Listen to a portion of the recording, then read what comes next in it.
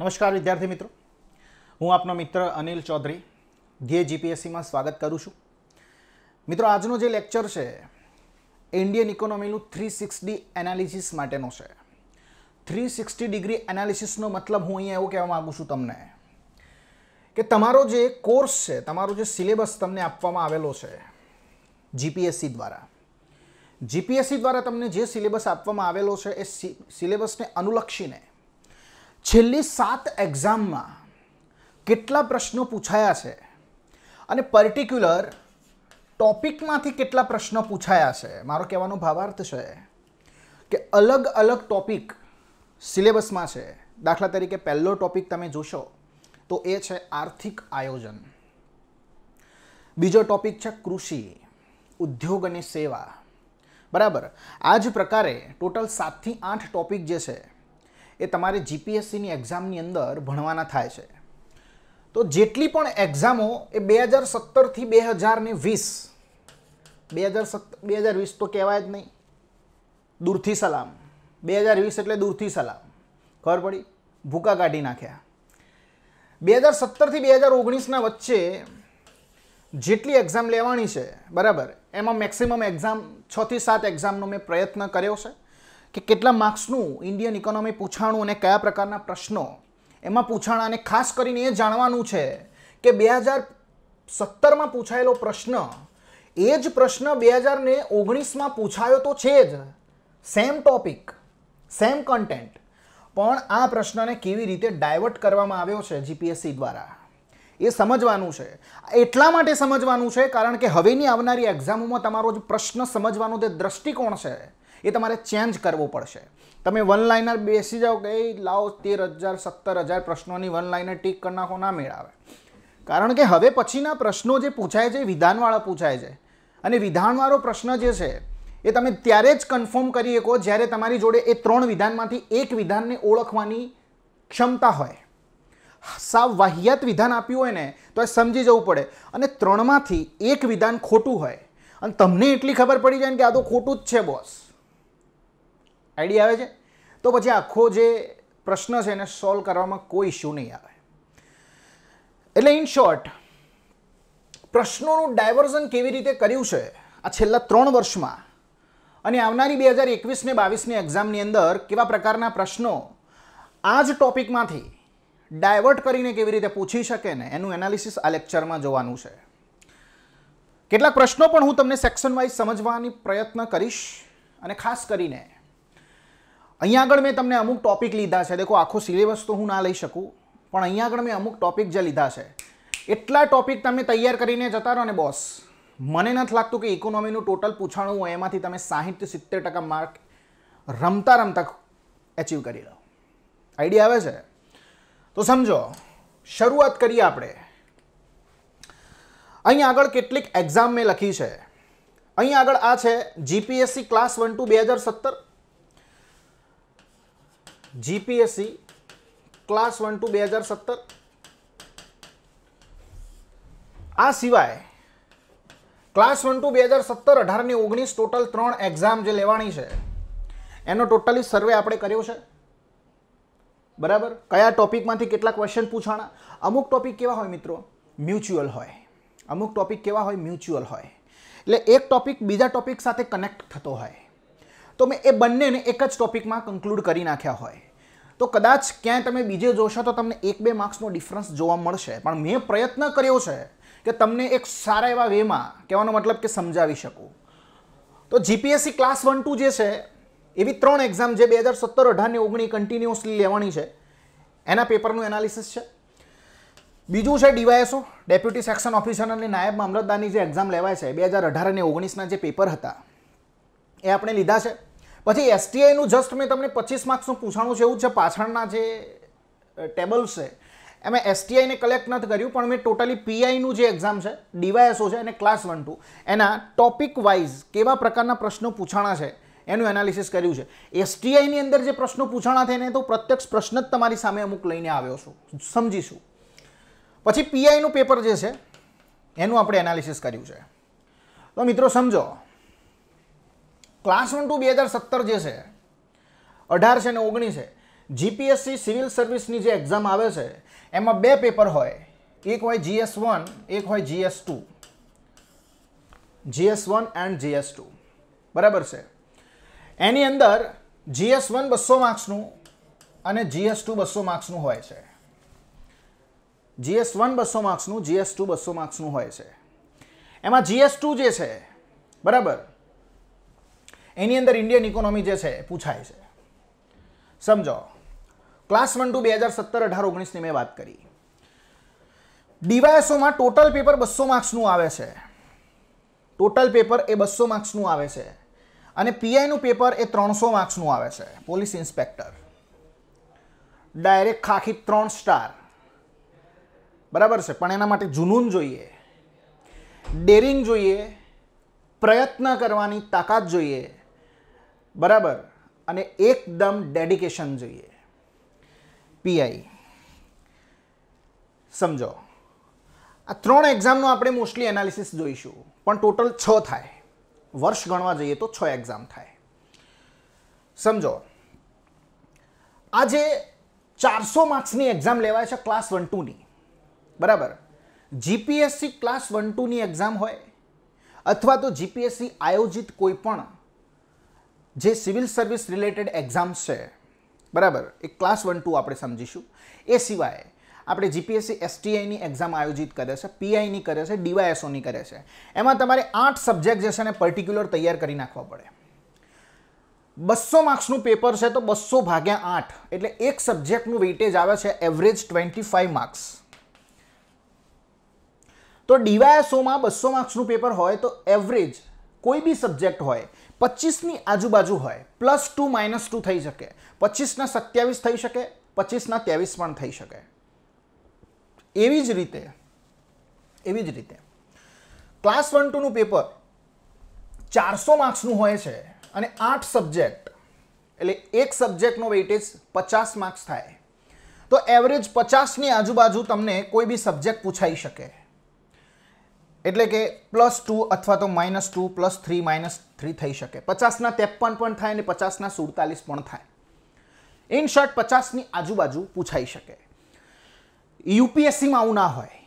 યુપીએસસીમાં ચેરમેનને એવું લાગે ને કે આ વખતે આપણે ભૂકા કાઢી નાખવાના છે કલ્ચરમાં, તો કલ્ચર ઘાટ આવે તો 60 માર્ક્સનું પૂછી નાખે અને કરંટ અફેર 3 માર્ક્સનું પૂછી નાખે. મન ફાવે એમ કરે. આપણે એવું ના હોય. જીપીએસસીએ આ જે કન્સિસ્ટન્સી જાળવી રાખી છે એનો આપણે ભરપૂર ફાયદો ઉઠાવવાનો છે. એનું કારણ છે કારણ કે આપણા દ્વારા જે પણ સબ્જેક્ટમાં મહેનત કરવામાં આવે છે એ એવરેજ 25થી 27 માર્ક્સનો તો ડીવાયએસઓ જેવી એક્ઝામ છે, એસટીઆઈ જેવી એક્ઝામ છે એમાં પૂછાય છે. પીઆઈ જેવી એક્ઝામની અંદર એ જનરલી 35થી 40 માર્ક્સનો પૂછાતો હોય છે. તો આપણે આ જસ્ટ વાત કરી કે પેપર કેટલા માર્ક્સનું હોય છે અને કયા પેપરમાં કઈ રીતે પ્રશ્ન પૂછાય છે. આ જે એક્ઝામ છે દાખલા તરીકે 2017 ક્લાસ 1 2માં 47 માર્ક્સનું ભારતીય અર્થવ્યવસ્થા હતું, 2018માં 50 માર્ક્સનું, 2019માં 44 માર્કનું ઇન્ડિયન ઇકોનોમી હતું. પછી આપણે વાત કરીએ ડીવાયએસઓ 2018માં 29 માર્ક્સ, ડીવાયએસઓ 2019માં 27 માર્ક્સ, એસટીઆઈમાં એવરેજ 25 આજુબાજુ છે અને પીઆઈમાં 39 માર્ક્સનું ઇન્ડિયન ઇકોનોમી જે જોવા મળ્યું હતું. સમજો, 2 સબ્જેક્ટ એવા છે મિત્રો, તમારી સામે 2 સબ્જેક્ટ એવા છે. એક જે હું કહીશ ઇકોનોમી, જો કે આ એકલા શબ્દનો તો કોઈ અર્થ છે જ નહીં, તમારે આગળ એક શબ્દ લગાવવો જ પડે, ઇન્ડિયન ઇકોનોમી. અને એક બીજો સબ્જેક્ટ છે જેનું નામ છે સાયન્સ ટેક. આ 2 સબ્જેક્ટ એવા છે કે જેમાં તમારે કરંટ અફેર્સના બેકગ્રાઉન્ડ સાથે તમારા સિલેબસને કોરિલેટ કરીને વાંચવું પડે. શબ્દ શું કહેવા માંગુ છું સમજો. જીવનમાં કરંટ અફેર બહુ વાંચીએ છીએ પણ આપણા સિલેબસને કોરિલેટ થાય છે કે નહીં એ જોવું ખાસ મહત્વનું છે. કહેવાનો મતલબ મારે એવો છે કે તમે જે વસ્તુ વાંચી રહ્યા છો એ જીપીએસસી બેઠું પૂછી નાખે જરૂરી નથી. બની શકે કે તમે સંરક્ષણ ક્ષેત્રની અંદર એફડીઆઈમાં કંઈક સુધારો થયો બરાબર છે. આ સિવાય આપણી લોકડાઉન સમયે એફડીઆઈ પોલિસીમાં સુધારો થયો હતો. તો તમને એ ફોરેન ડાયરેક્ટ ઇન્વેસ્ટમેન્ટ જે પણ છે આ મુદ્દો એ આપણા સિલેબસ સાથે કોરિલેટ થાય છે તો એફડીઆઈમાંથી ડાયરેક્ટ પ્રશ્ન પૂછે જરૂરી નથી કે સંરક્ષણ ક્ષેત્રની અંદર પ્રત્યક્ષ વિદેશી રોકાણની સીમા 49% થી 74% કરવામાં આવી, બરાબર, અને ડાયરેક્ટ તમને 74%, 78%, 88%, 90% આવું ઓપ્શનમાં આપી દે જરૂરી નથી. તમને ડાયરેક્ટ પૂછી નાખે કે એફડીઆઈ અને એફપીઆઈ જે છે એનું વિભાજન કઈ સમિતિને આધારે, કઈ સમિતિની ભલામણને આધારે કરવામાં આવ્યું હતું, બરાબર, આવો પણ પ્રશ્ન પૂછી નાખે જો ફેક્ચ્યુઅલ પૂછવો હોય તો. આઈડિયા આવે છે? અને એફડીઆઈમાંથી તો ઘણા બધા પ્રશ્ન પૂછાયા છે, પૂછાશે અને પૂછાતા રહેશે. તો મારો કહેવાનો ભાવાર્થ તમને એક જ છે મિત્રો કે તમે કરંટ અફેર્સની અંદર જે પણ વસ્તુ વાંચી રહ્યા છો એ પ્રશ્ન, એ કન્ટેન્ટ એ તમારા સિલેબસને કોરિલેટ થાય છે કે નહીં એ ખાસ જોવાનું. જે મળ્યું એને વાંચી નાખું, જે મળ્યું એને વાંચી નાખું એવું નહીં. આપણે મોટિવેશનલ સ્પીકર નથી બનવાનું, આપણે બનવાનું છે ડેપ્યુટી કલેક્ટર. એના માટે સિલેબસને ફોલો કરવો જરૂરી છે. સમજ્યા? આગળ વધીએ. અત્યારે તમારી જોડે ઓપોર્ચ્યુનિટી છે, बराबर. Ability is nothing without opportunity, बराबर. आपके पास अगर तक नहीं है तो आपकी काबिलियत की कोई वैल्यू नहीं है. समझो, तक है, तक जबरदस्त है, समय बहु ओछो है. અને બીજી વાત, તમારા મનમાં પ્રશ્ન થાય કે સર તક બીજી વાર મળશે? તક એક વાર નહીં, તક 100 વાર મળશે, પણ જે તક મળી છે ફરીથી મળશે એની કોઈ ગેરંટી નથી. સમજી રહ્યા છો what I am talking about? એનો મતલબ કે એસટીઆઈની એક્ઝામ 2019માં લેવાની, એમાં 424 જગ્યા હતી, એમાંથી ચૂકી ગયા. તો હવે જે આવી એમાં 243 છે. નેક્સ્ટ આવશે કદાચ ઘટીએ જાય, જરૂરી નથી. તો 424 વાળી તક એ તમારા માટે મહાન હતી. એના કમ્પેરિઝનમાં 243 વાળી તક એ થોડીક ટફ છે. તક તો સમાન જ છે, ઓપોર્ચ્યુનિટી ઇઝ સેમ. સમજ રહે હો? આગળ જોઈએ. ચાલો, એટલે જે તક મળી છે ને ઝડપી રહેવાની તૈયારી રાખજો.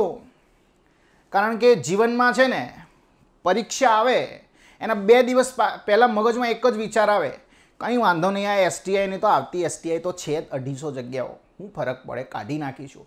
આ જે પોઈન્ટ છે ને તમારા માઇન્ડનો ડાયવર્ઝન અને તમારો વીક પોઈન્ટ છે બોસ. એટલે હું તમને એક જ વસ્તુ કહું, પરીક્ષા આવે, આ જ પરીક્ષા આ 243ની અંદર ટોપ 10માં મારો રેન્ક હોવો જ જોઈએ બસ. નિષ્ફળતાઓ મળી છે મિત્રો, અમને મળી છે અને જીવનમાં મળતી રહેશે. નિષ્ફળતા જ સફળતાની ચાવી છે, પણ એને લઈને નિરાશ ના જ થવાય, બરાબર છે. હોંસલાની ઉડાન રાખવી પડે, ડેરિંગ રાખવું પડે, કન્સિસ્ટન્સી આ જ ફિલ્ડમાં રાખશો ને તો એક દિવસ 100% સફળતા મળશે જ. જોઈએ સિલેબસનો પહેલો જ ટોપિક એટલે આર્થિક આયોજન. આર્થિક આયોજનની બાજુમાં લખેલું હોય કે ભારતીય સ્વતંત્રતા પહેલા ભારતની અર્થવ્યવસ્થા કયા પ્રકારની હતી, એક સિલેબસમાં ટોપિક છે. આ સિવાય બીજી જો વાત કરીએ તો આર્થિક આયોજનની અંદર તમારે શરૂઆત કરવાની છે એમ વિશ્વેશ્વરૈયા દ્વારા, એમ વિશ્વેશ્વરૈયા, મોક્ષગુંડમ વિશ્વેશ્વરૈયા દ્વારા જે પુસ્તક લખવામાં આવ્યું હતું, the planned economy of India, જે બ્લુપ્રિન્ટ કહેવાય છે ભારતના ઇન્ડિયન ઇકોનોમીની જે પ્લાનિંગ છે એનું, બરાબર, ત્યાંથી શરૂ કરી 1 by 1 કોંગ્રેસ યોજના, ગાંધીવાદી યોજના, બરાબર, પીપલ્સ પ્લાન, બોમ્બે પ્લાન, આ જેટલી પણ યોજનાઓ જે ભારતના સ્વતંત્રતા પહેલા આયોજનના પ્રયાસ થઈ ચૂક્યા છે એને ડિટેલમાં ભણવા પડશે. ઉપર છલ્લું નહીં ચાલે. કેમ નહીં ચાલે સમજીશું. એનું કારણ છે કે પહેલા ફેક્ચ્યુઅલ ક્વેશ્ચન પૂછાતા હતા. આ જેટલી પણ એક્ઝામ છે એમાં એક પણ એક્ઝામ એવી નથી ગઈ કે જેમાંથી આયોજનમાંથી પ્રશ્ન ના જાયો હોય. જોઈ શકો છો, મિનિમમ 2 માર્ક્સ, 1 માર્ક, 2 માર્ક્સ, અને બધા જ પ્રશ્નો એ પંચવર્ષીય યોજના અને નીતિ આયોગ ના છે. નીતિ આયોગનું કોઈ પણ પ્રોજેક્ટ ચર્ચામાં આવે કરંટ અફેર્સમાં એટલે એને ગોખી જ મારવાનો હોય, એ પ્રશ્ન આવે જ છે. આ મારું પર્સનલ એનાલિસિસ તમને કહું છું. સમજ રહ્યો? સમજો. એમ વિશ્વેશ્વરૈયા દ્વારા આ એક મહાન એન્જિનિયર આપણે જાણીએ છીએ. આ વ્યક્તિ ખૂબ જ મહાન એન્જિનિયર છે. એમના નામે 15 સપ્ટેમ્બર એ ભારતમાં એન્જિનિયર ડે તરીકે આપણે એમને ઉજવીએ છીએ અને આપણને ગર્વ હોવું જોઈએ કે એન્જિનિયર છીએ, બરાબર. તો આર્થિક આયોજનની આપણે વાત કરી. 2017ની જે ક્લાસ 1-2ની એક્ઝામ હતી એમાં 3 માર્ક્સનું પૂછાયું છે. 2018 ની જે એક્ઝામ હતી એમાં 1 માર્ક્સનું પૂછાયું છે, 2019 ની એક્ઝામમાં 2 માર્ક્સનું, ડીવાયએસઓ 2018-19માં 2 અને 1 માર્ક્સનું, અને છેલ્લે પીઆઈમાં 1 માર્ક્સનું પૂછાયું છે. ઇન શોર્ટ આ જે ટોપિક છે, આ ટોપિકને તમારે ટોપ ટુ બોટમ ક્લિયર કરવો પડે વિથ એનાલિસિસ. કયા પ્રકારના એનાલિસિસની સાહેબ તમે વાત કરો છો? તો સમજો, હું એવા પ્રકારના એનાલિસિસની વાત કરું છું. દાખલા તરીકે તમે એમ વિશ્વેશ્વરૈયાની જે યોજના છે એને વાંચી રહ્યા હોય, બીજી યોજના છે ફિક્કી, બરાબર, જે આ એક ઔદ્યોગિક સંગઠન છે, આપણા કહેવાનો મતલબ કે આપણા જે ઉદ્યોગપતિઓ છે એમનું અગ્રણી સંગઠન છે. ગાંધીજીની સલાહ પર આ સંગઠનની સ્થાપના થઈ હતી. આ સંગઠન જે છે તત્કાલીન સમય એનઆર સરકાર જે હતા એમના અધ્યક્ષ હતા, અને આ એનઆર સરકાર દ્વારા એક આયોજન પંચ જેવી રચના ભારતમાં હોવી જોઈએ એવી ભલામણ કરવામાં આવી હતી. અને આ ફિક્કી પ્લસ 1938ની અંદર 52મું અધિવેશન સુરતમાં તે થાય છે, હરિપુરા ખાતે. ત્યાં આગળ જે નેશનલ પ્લાનિંગ કમિટીની રચના થાય છે, અને આ નેશનલ પ્લાનિંગ કમિટી પોતાનો રિપોર્ટ 1949ની અંદર આપે છે. એનું કારણ હતું કે બીજું વિશ્વયુદ્ધ શરૂ થઈ ગયું હતું. ઇકોનોમી ભણ્યા હશે એ જ લોકોને આને ખબર હશે. જે લોકો નથી ભણ્યા એમને કદાચ ઉપરથી જાય એમાં શંકાને સ્થાન નથી. એનું કારણ છે મિત્રો, કારણ કે આ બેઝિક છે, ક્લિયર કરવું જ પડશે. અને એના માટે જ અમે માર્ગદર્શક તરીકે તમારી સામે આવ્યા છીએ. ધ્યેય જીપીએસસી જે છે મિત્રો, જીપીએસસી ઓનલાઈનની એક પાર્ટનર સંસ્થા, એ લેવલનું ઇકોનોમી મૂક્યું છે ને કે ગુજરાતની અંદર you can check every book and every section of topic. એક પણ લેક્ચર, તમામ લેક્ચર જોવાની છૂટ છે. હું ડેમો તરીકે ઘણા બધા વિડીયો યુટ્યુબમાં મૂકવાનો છું ધ્યેય જીપીએસસીની અંતર્ગત.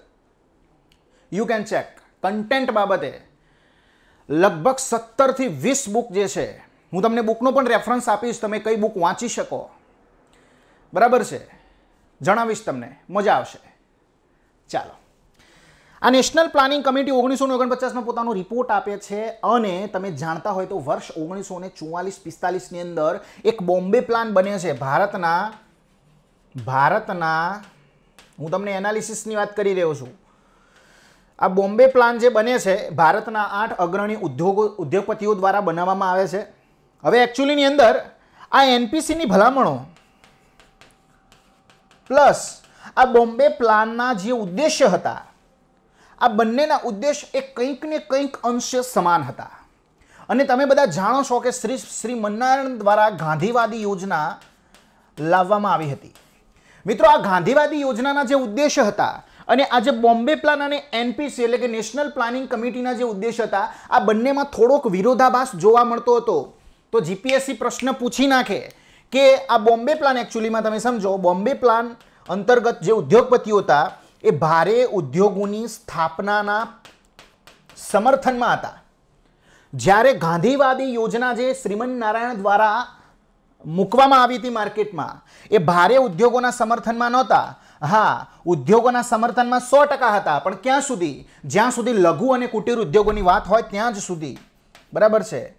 લઘુ અને કુટીર ઉદ્યોગોની સ્થાપના થવી જોઈએ, કારણ કે ગાંધીજીના ચિંતન ઉપર આ યોજનાને લાવવામાં આવી હતી. અને ગાંધીજી પણ ભારે ઉદ્યોગો જે છે, બરાબર, એમાં થોડે ઘણે અંશે સમર્થન નહોતા જ કરતા.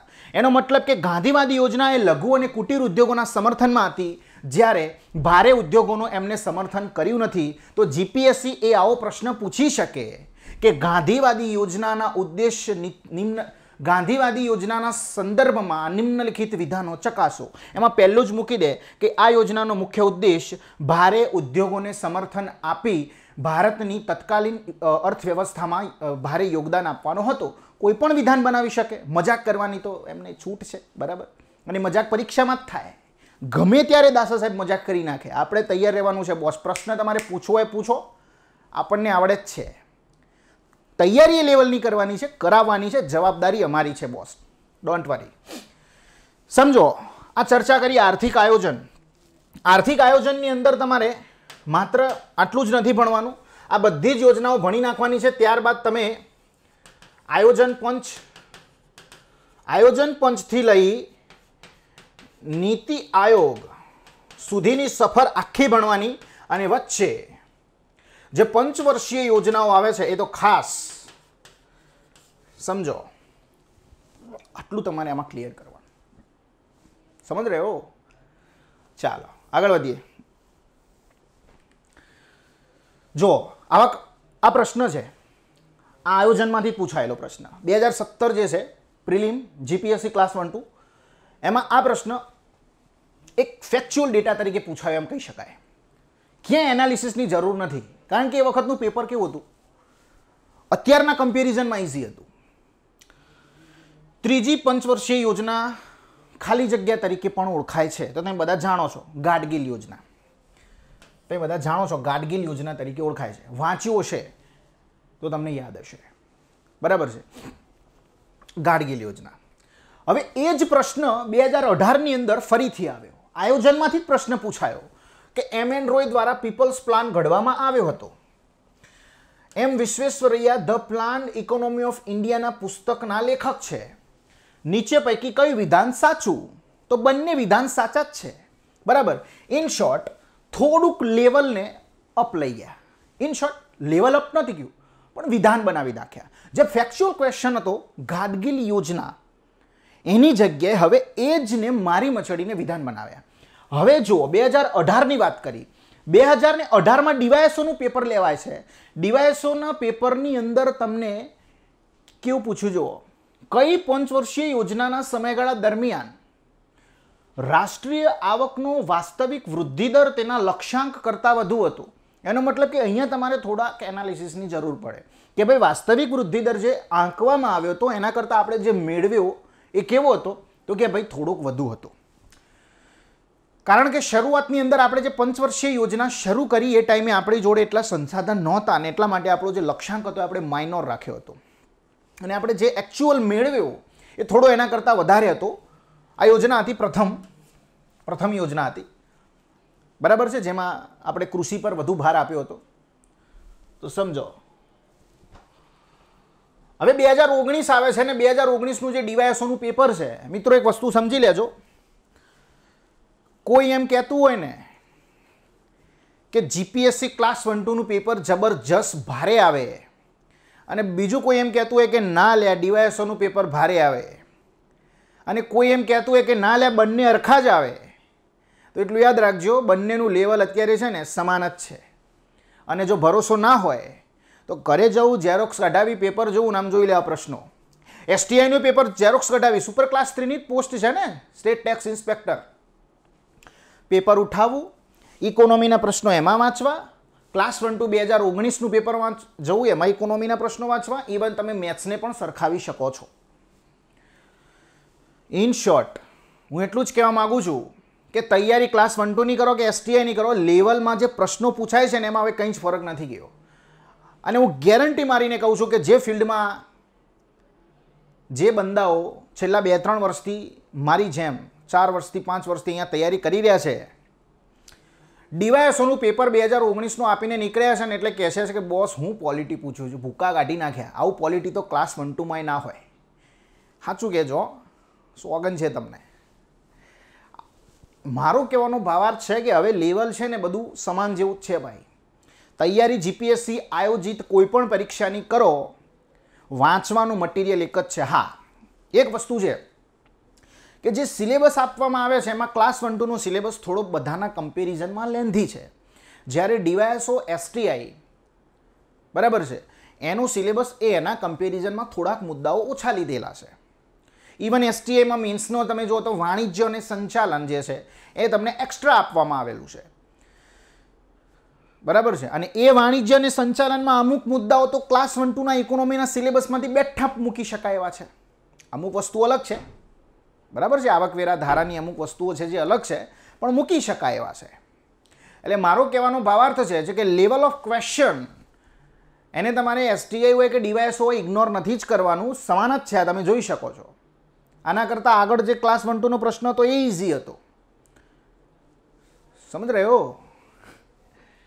વિકાસ સમજો, ભારતમાં આયોજન બાબતે નીચે પૈકી કયું વિધાન સાચું છે? તો પહેલું વિધાન, વિકાસની નહેરુ મહાનોબિસ વ્યૂહરચના અને બીજી પંચવર્ષીય યોજનાથી ભારતમાં યોજના પદ્ધતિને માર્ગદર્શન મળ્યું. સમજો, તમે બધા જાણો છો કે બીજી જે યોજના છે મહાનોબિસ યોજના તરીકે આપણે ઓળખીએ છીએ. પહેલું વિધાન સાચું છે ઓબ્વિયસલી. જેને વાંચીએ છે પંચવર્ષીય યોજનાઓ એને આમાં જોવું જ ના પડે. હવે જુઓ, 8મી પંચવર્ષીય યોજના 2 વર્ષ પાછી ઠેલાઈ. બધાએ વાંચ્યું છે કે 7મી પંચવર્ષીય યોજના 1990માં પૂરી થાય. પછી આપણે કે ભાઈ 2 વર્ષનો અવકાશ આવે, યોજના અવકાશ આપણે જેને કહેતા, અને પછી 1992માં 8મી પંચવર્ષીય યોજનાની શરૂઆત થાય. આવું આપણે લાઈન શર વાંચતા હોય. એનાલિસિસ કોને કહેવાય? તો આટલું વાંચ્યું ને પછી મગજમાં સ્ટ્રાઇક થાય કે આરું આ યોજના 2 વર્ષ પાછી ઠેલાઈ, 8મી યોજના 2 વર્ષ પાછી ઠેલાઈ. રાજનીતિક કેટલાક પહેલુઓ ઉથલપાથલ થઈ રહ્યા હતા. બીજું, આપણું બીઓપી ક્રાઇસિસ પણ આ સમયગાળા દરમિયાન હતું. એલપીજી સુધારા પણ આ સમયગાળા દરમિયાન જ થયા છે, 90 થી 92ના વચ્ચે. તો ઓબ્વિયસલી આ 2 વર્ષ એ યોજના પાછી ઠેલાઈ અને આ 2 વર્ષ એ વાર્ષિક યોજના સ્વરૂપે આપણે એને રજૂ કરી હતી. તો ઇન શોર્ટ મારો કહેવાનો ભાવાર્થ અહીંયા આગળ એવો છે કે 1992ની અંદરથી 8મી યોજના આપણે શરૂઆત કરી. તો 2 વર્ષ પાછી ઠેલાઈ, સીધું જ વિધાન મૂકી દીધું જો કે 2 વર્ષ પાછી ઠેલાઈ. આઈડિયા આવે? પરીક્ષાની અંદર પછી વિચારવું પડે કે 7મી યોજના અહીંયા પૂરી થતી હતી, 2 વર્ષ પાછી ઠેલાઈ, અહીંયાથી શરૂઆત થઈ. પછી આપણે હા વાત સાચી છે, વિધાન સાચું છે. પણ જો આપણે કંઈક વાંચ્યું હોય, જ્યારે પણ વાંચો ને ત્યારે ટોપિકમાં થોડુંક જુઓ કે આમાં હું બીજું શું વિચારી શકું, આમાંથી પ્રશ્ન કેવો બની શકે, અને હવે તો પ્રશ્ન નહીં, આમાંથી વિધાન કેવું બની શકે એવું વિચારવાનું કે આમાંથી વિધાન જીપીએસસી બનાવે તો મને કેવી રીતે જીપીએસસી આમાં કન્ફ્યુઝ કરી શકે. આઈડિયા આવે છે? ખોટા વિધાન બનાવીને જુઓ કે આમાં આવું એ પૂછી શકે, ભલે ને પછી ના જ પૂછતી, એને એના રિલેટેડ બી કંઈ પૂછ્યું ને તો બી ખબર પડી જશે કે ના આ તો ના જ હોય, આ ખોટું જ છે, બીજું વિધાન ખોટું છે. એટલે તરત તમને અહીંયા ખબર પડી જાય કે જ્યાં 2 આવે છે, જ્યાં 2 આવે છે એ બધા ખોટા, એટલે આ જવાબ. આઈડિયા આવે છે? આ તો જસ્ટ ઉદાહરણ છે, આનો જવાબ હમણાં આપણે જોઈએ છે. એટલે તમને એક વસ્તુ ક્લિયર થવી જોઈએ કે પ્રશ્નની અંદર શું નથી સાચું એટલી ખબર પડી જાય તો જવાબ જલ્દી આવી જાય. એલિમિનેશન મેથડથી આ પ્રશ્ન આપણે સોલ્વ કરવાના છે. ત્રીજું વિધાન છે 12મી પંચવર્ષીય યોજનાનું લક્ષ્યાંક જીડીપી એ માથાદીઠ આવકમાં ત્વરિત વધારા દ્વારા ઝડપી વૃદ્ધિનું. તો એનો મતલબ કે માથાદીઠ આવક અને જીડીપીમાં ત્વરિત વૃદ્ધિ કરવી, બરાબર, એનું હતું. ઝડપી વૃદ્ધિ કરી અને ત્વરિત માથાદીઠ આવક વધારવી. આ 3 વિધાન સાચા છે. ચોથું વિધાન આપણે જોઈએ તો 11મી પંચવર્ષીય યોજનામાં જે પ્રાઇમરી સેક્ટર હતું એ અર્થતંત્રનું મુખ્ય ગતિચાલક બળ છે, તે સ્વીકારેલ છે. આ વિધાન ખોટું છે. 10મી પંચવર્ષીય યોજનામાં એવું નહોતું, 11મી પંચવર્ષીય યોજનામાં નહોતું, 10મી પંચવર્ષીય યોજનામાં એવું હતું. એટલે કે 10મી પંચવર્ષીય યોજનાના જે ઉદ્દેશ્ય હતા એમાં જે પ્રાથમિક ક્ષેત્ર છે એને અર્થતંત્રનું મુખ્ય ગતિચાલક બળ, પ્રાઇમ મૂવિંગ ફોર્સ તરીકે સ્વીકારેલ છે. તો આ 10માં અહીંયા 10મું હોત તો વિધાન સાચું હતું, પણ અહીંયા 11મી પંચવર્ષીય યોજના છે, વિધાન ખોટું. એનો મતલબ કે પહેલું, બીજું ને ત્રીજું આ 3 વિધાન સાચા છે. સમજો, આઈડિયા આવે છે? હવે અહીંયા 3 વાંચ્યા, અહીંયા ખાલી જોયું હોત તો ચોથું તો ખોટું જ છે. એનો મતલબ કે આ વિધાન તો આવશે જ નહીં, તમારી જોડે આ 3 જ વધ્યા. અને તમને અહીંયા આ ખબર હોય કે આ જે યોજના છે, બરાબર છે, પાછી ઠેલાઈ, બીજું સાચું છે, એનો મતલબ કે પહેલું એકલું એ નહીં આવે, બીજું છે તો બીજું આ 2માંથી એક જ આવશે. તો ઇન શોર્ટ એલિમિનેશન મેથડથી તમે આ પ્રકારના પ્રશ્નોનું સોલ્યુશન લાવી શકો છો. ઓકે, તો ડીવાયએસઓ 2019નો આ પ્રશ્ન છે. થોડાક આગળ વધીએ. કૃષિ ક્ષેત્ર યુપીએસસી 2020 હમણાં જે પરીક્ષા જઈ 4 ઓક્ટોબરે, જે લોકોએ પરીક્ષા આપી હોય ખબર હશે, કૃષિ ક્ષેત્રમાંથી agriculture ecology, environment, agriculture particular ઇકોનોમીના પોઈન્ટ ઓફ વ્યૂથી ઘણા બધા પ્રશ્ન પૂછાણા હતા. આપણી જે જીપીએસસીની એક્ઝામ છે એમાં પણ તમે જોઈ શકો છો એવરેજ 3 માર્ક્સ આજુબાજુ, એવરેજ. ખાલી 2 જ પરીક્ષાઓ એવી છે જેમાં 2 માર્ક્સનું પૂછાણું છે, 2018 ને પીઆઈની એક્ઝામ, ક્લાસ 1 ટુ 2018 અને પીઆઈની એક્ઝામ. આ જે છે એવરેજ 3 માર્ક્સનો પૂછાય છે. એનો મતલબ કે કૃષિ ક્ષેત્રને આપણે ઇગ્નોર તો ના જ કરવું જોઈએ, એકદમ ડિટેલમાં ભણવું પડે, એકદમ ડિટેલમાં. કૃષિ ક્ષેત્રની અંદર તમારે તમામ વસ્તુ ભણવી જ પડે. એમાં તમામ પ્રકારની ક્રાંતિઓ ભણી લો, એને લગતી કોઈ યોજનાઓ હોય, ફસલ બીમા યોજના, એ ભણી લો. આની અંદર જ હું તમને કહી દઈશ કે તમે કહેવાય ને જાહેર વિતરણ વ્યવસ્થા, એ બધું લિંક કરીને ભણવાનું. એમએસપી, મિનિમમ સપોર્ટ પ્રાઇઝ, બરાબર છે, એમએસપી, જાહેર વિતરણ વ્યવસ્થા. પછી કૃષિ ક્ષેત્રને લગતી જે યોજનાઓ છે એના સિવાય કૃષિ નાણાં સહાયને લગતી જેટલી પણ યોજનાઓ હોય, કિસાન કાર્ડ છે, ઘણી બધી જેટલી પણ યોજનાઓ છે, અને કૃષિને લગતું જેટલું પણ કરંટ અફેર હોય, ડીવાયએસઓ લગભગ જીપીએસસી ક્લાસ 1 ટુ 2019 તમે જાણતા હશો, ઝીરો બજેટ નેચરલ ફાર્મિંગનો એક પ્રશ્ન પૂછાણો હતો કૃષિમાંથી જ, કરંટમાં હતો અને બેઠો પૂછી નાખ્યો. એનો મતલબ અહીંયા સમજવાનું શું છે, અહીંયા મેં એક સેક્શન એવું લીધો છે કરંટ અફેર, પણ એકચ્યુઅલીની અંદર ઇકોનોમી અલગથી કરંટ અફેર નહીં પૂછાય, ફેક્ચ્યુઅલ ડેટા નહીં પૂછાય. તમને કરંટ હારે સિલેબસમાં કોરિલેટ કરીને જ પૂછશે. ઝીરો બજેટ નેચરલ ફાર્મિંગ એ કૃષિ ક્ષેત્રનો એક પોઈન્ટ છે, અને ઝીરો બજેટ નેચરલ ફાર્મિંગનું એ જ વખતે એક સંમેલન પણ ગાંધીનગરની અંદર યોજાયું હતું. ગાંધીનગરમાં જ્યાંથી નીકળો ત્યાં બોર્ડ મારેલા હતા, બીજામૃતમ, જીવામૃતમ, આ બધું જે છે ઝીરો બજેટ નેચરલ ફાર્મિંગ તમે ભણશો, વાંચશો ક્યાંક તો તમને આઈડિયા આવી જ જશે. તો કરંટ અફેરના પોઈન્ટ ઓફ વ્યૂથી એ પ્રશ્ન અહીંયા આગળ પૂછ્યો હતો. તો ઇન શોર્ટ આ ક્ષેત્રને આપણે ઇગ્નોર તો ના જ કરી શકીએ, ડિટેલમાં ભણવું પડશે તમારે.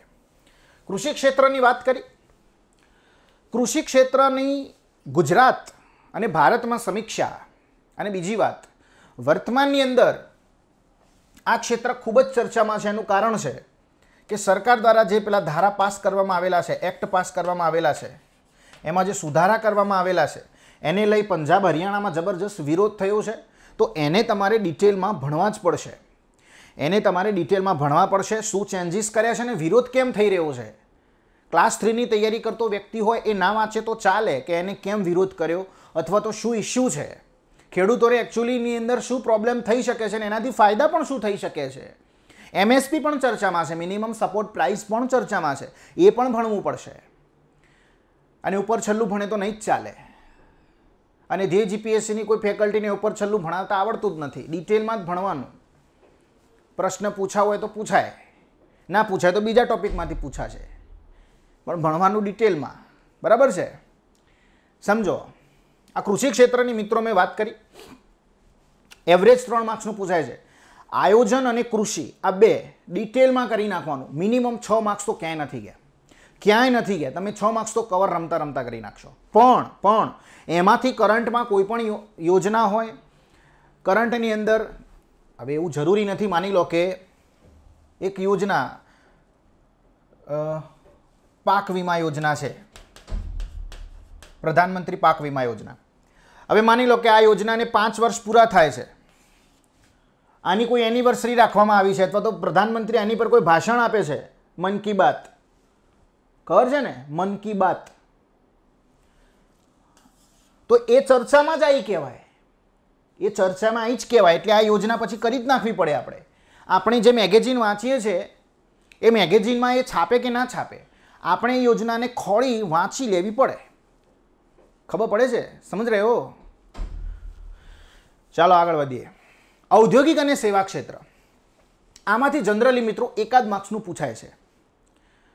અને ઔદ્યોગિક અને સેવા ક્ષેત્રના રિગાર્ડિંગમાં જે ઇકોનોમિક્સ સર્વે આવે છે, ઇકોનોમિક્સ સર્વે, એના પોઈન્ટ ઓફ વ્યૂથી આમાં 1-2 પ્રશ્ન પડ્યા છે. ગુજરાત અને ભારતના બંનેના પોઈન્ટ ઓફ વ્યૂથી હું વાત કરું છું. આમાં જનરલી એવું છે કે ભાઈ રોજગારી અને જીડીપી, ભારત અને ગુજરાત, આ પ્રશ્નો છે એમાં મુખ્ય તો આ એક બે પ્રશ્નો અહીંયાથી જ પૂછાયેલા છે અને હું વારંવાર જ્યારે ઇકોનોમીનું મારું લેક્ચર લઉં એટલે આ વસ્તુ તો ભણાવતો જાઉં છું કે ઔદ્યોગિક ક્ષેત્ર જે છે એને જનરલી આપણે દ્વિતીય ક્ષેત્ર કહીએ છીએ અને સેવા ક્ષેત્ર છે એને જનરલી આપણે ત્રીજું અથવા તો તૃતીય ક્ષેત્ર કહીએ છીએ. સમજો, ભારતમાં અને ગુજરાતમાં રોજગારી સૌથી વધુ કયું ક્ષેત્ર આપે છે? તો પ્રાથમિક ક્ષેત્ર. પ્રાથમિક ક્ષેત્ર એટલે એવું ક્ષેત્ર કે જેની અંદર થતી બધી જ ગતિવિધિઓ એ પ્રત્યક્ષ રીતે પ્રાકૃતિક સંસાધનો અથવા તો પર્યાવરણ સાથે સંકળાયેલી હોય અથવા તો જમીન, પાણી, વનસ્પતિ, જંગલ એના સાથે એનો પ્રત્યક્ષ સંબંધ હોય, એને પ્રાથમિક ક્ષેત્રની ગતિવિધિ કહેવાય.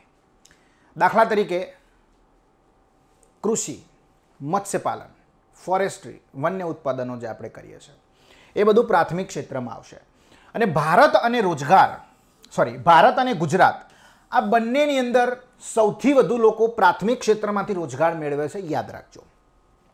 વાત આવે તો જીડીપીની અથવા તો નેશનલ ઇન્કમની આપણે વાત કરીએ તો ભારતની અંદર સૌથી વધુ આવક ધરાવતું ક્ષેત્ર એટલે સરકારને જો આવક થતી હોય તો એ તૃતીય ક્ષેત્રમાંથી છે, એટલે કે સેવા ક્ષેત્રમાંથી.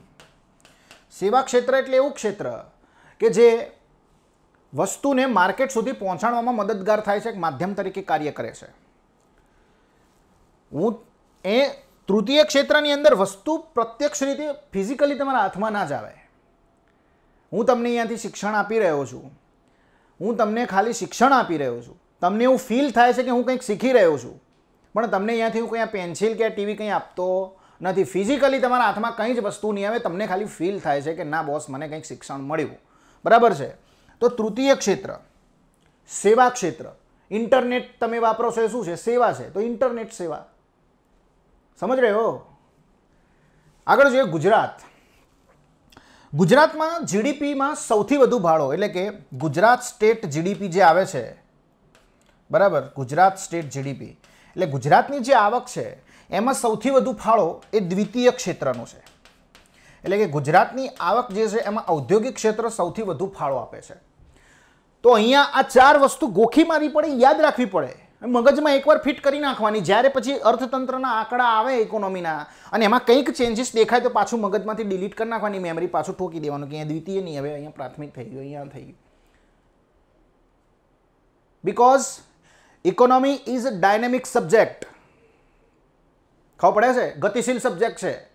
દિવસ જાય એમ બધું ચેન્જ થતું જ જાય. દાડો ઉગે કંઈક નવું આવે, આપણે તો શીખવું જ પડે. ના શીખીએ જ નપાસ થઈએ. ફેક્ટ વસ્તુ છે. સમજો, આગળ વધીએ. જાહેર વિત્ત વ્યવસ્થા, પબ્લિક ફાઇનાન્સ સિસ્ટમ. આ ટોપિકને છોડીને જો ગયા ને, ઇકોનોમી તૈયાર કર્યું અને આ ટોપિકને છોડીને ગયા ને તો સમજી લેજો મિનિમમ 4 થી 5 માર્ક્સ ખોયા. જાહેર વિત્ત વ્યવસ્થાની અંદર આપણે વાત કરીએ તો રાજકોષીય નીતિ, ટેક્સેશન સિસ્ટમ,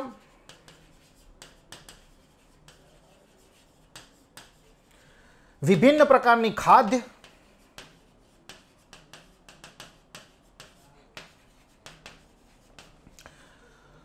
પ્રાથમિક ખાધ હોય, મહેસૂલી ખાધ હોય, એ બધી વાત છે. ભણ્યા હશે એમને ખબર હશે. જો આ વિડીયો એમના જ માટે છે જેમને 1-2 વાર ઇકોનોમી જસ્ટ પૂરું કર્યું છે અથવા તો બિલકુલ જાણતા નથી પણ જસ્ટ જાણવા માગે છે કે સાહેબ અમારે કયા ટોપિકને પ્રાયોરિટી આપવી પડે. ચોપડી લઈને બેઠા, થોથું લઈને બેઠા એટલે બધું જ વાંચી લેવું જરૂરી નથી અને બધું વાંચ્યું હોય પરીક્ષામાં પૂછાય એ પણ જરૂરી નથી. અને માની લો કે તમે વાંચ્યું છે એ જ પરીક્ષામાં પૂછાણું તો પછી આવડવું જ જોઈએ. ખબર પડે છે? હું વાત કરી રહ્યો છું એક્યુરેસીની. તમારી વાંચવાની જે એક્યુરેસી છે, તમે જે વાંચ્યું, આજે 20 પેજ વાંચ્યા, હવે 20 પેજમાંથી માની લો 4 પ્રશ્ન આવ્યા છે તો એ પ્રશ્ન 100% સાચા જ પડે એવી એક્યુરેસી તમારે ડેવલપ કરવી જ પડશે. બરાબર? તો આ વસ્તુ તમારે જાહેર વિત્ત વ્યવસ્થાની અંદર જનરલી ભણવી પડશે. ઘણું બધું છે, આ તો કંઈ નાનો ટોપિક નથી. એમને 7 માર્ક્સનું 5 માર્ક્સનું નથી પૂછાતું આમાંથી. તમે જોઈ શકો છો 2017માં 4 માર્ક્સનું 2018માં 3 માર્ક્સ, 2019માં 3 marks, DYSO 2018 3 marks, DYSO 2019 PI 7 માર્ક્સનું. રાજકોષીય નીતિ એટલે આવક અને ખર્ચનું સરવૈયું રજૂ કરતી એક પોલિસી, ફિસ્કલ પોલિસી, જે ભારતના નાણાં મંત્રાલય દ્વારા તૈયાર કરવામાં આવે છે. બીજી નીતિ આપણે બેન્કિંગમાં ભણીશું, જેનું નામ છે નાણાકીય નીતિ. એમાંથી 1000 પ્રશ્નો પૂછાય છે, કે પરીક્ષા બાકી નહીં ગઈ. નાણાકીય નીતિ, મોનિટરી પોલિસી, જે RBI ડેવલપ કરે છે, RBI બનાવે છે. રાજકોષીય નીતિ, નાણાકીય નીતિ, આ બે નીતિઓ તો કરીને જ જવાનું. આ નીતિઓ જ પૈસા માર્ક્સ અપાવે છે. ખબર પડી? સમજો. ટેક્સેશન સિસ્ટમ, 19-20નું બજેટ આવ્યું, એમાં ટેક્સેશન સિસ્ટમના સ્લેબ થોડા ચેન્જ કરવામાં આવ્યા છે. ટેક્સેશન સિસ્ટમના સ્લેબ ચેન્જ કરવામાં આવ્યા એટલે તરત જ ન્યૂઝમાં બધી જ વસ્તુ આવી ગઈ. તો ટેક્સેશન સિસ્ટમ જે છે, આની અંદર જે પણ ચેન્જીસ થયા છે તમારે જોવા પડે. અને ક્યાં મળે? તો ક્યાં કોઈક મેગેઝિન વાંચો, અથવા તો ક્યાંક તમે ન્યૂઝપેપરમાં અપડેટ રહેતા હશો, તમને મળશે. અને જરૂરી નથી કે જીપીએસસી માત્ર ને માત્ર છેલ્લા 4 કે 5 મહિનાનું જ કરંટ અફેર પૂછે. 8 થી 10 મહિનાનું, 12 મહિનાનું એ જૂનું પૂછેલું છે. પેપર ઉઠાવીને જોઈ લેવાની છૂટ છે મિત્રો. એનું કારણ છે, કારણ કે છેલ્લા 12 મહિનામાં કોઈ એક્ઝામ નથી લેવાઈ અને બંધારણમાં કરંટ અફેરનો કોઈ ઉલ્લેખ નથી. બંધારણમાં કરંટ અફેરનો આપણા કાયદામાં ક્યાંય ઉલ્લેખ નથી કે આટલા મહિનાનું કરંટ અફેર જ પૂછવું ભાઈ. ખબર પડી? અને એ લઈને આપણે કોર્ટમાં ના જઈએ કે સાહેબ જીપીએસસી 2 વર્ષનું કરંટ 2 વર્ષનું ના પૂછાય, જનરલી છેલ્લે 12 મહિના સુધીનું પૂછાયેલું છે. પણ જસ્ટ મારો કહેવાનો મતલબ એવો છે કે ટેક્સેશન ભલે માર્ચ એપ્રિલમાં ચર્ચામાં રહ્યું હોય, પણ અત્યારે કરવું તો પડે જ. તમામ પ્રકારના ટેક્સ, જીએસટી તો ખાસ, જીએસટી તો ખાસ. વિભિન્ન પ્રકારની ખાદ્ય, બધી જ ખાદ્ય કરવી પડશે, એનો કન્સેપ્ટ સમજવો પડશે. એક પ્રશ્ન તો આનો મિનિમમ હોય જ છે ખાદ્યમાંથી. ઓકે, સમજો. આગળ વધીએ.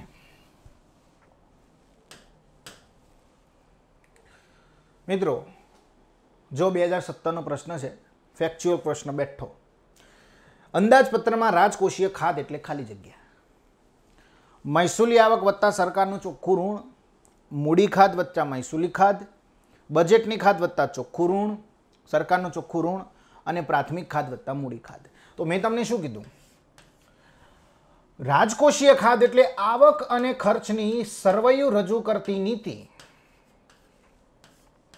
સરકાર એ આ નીતિ, મહેસૂલી આ નીતિ જે છે બજેટ દ્વારા સુનિશ્ચિત કરે છે. આ નીતિ એ ભારત સરકાર બજેટ દ્વારા સુનિશ્ચિત કરે છે.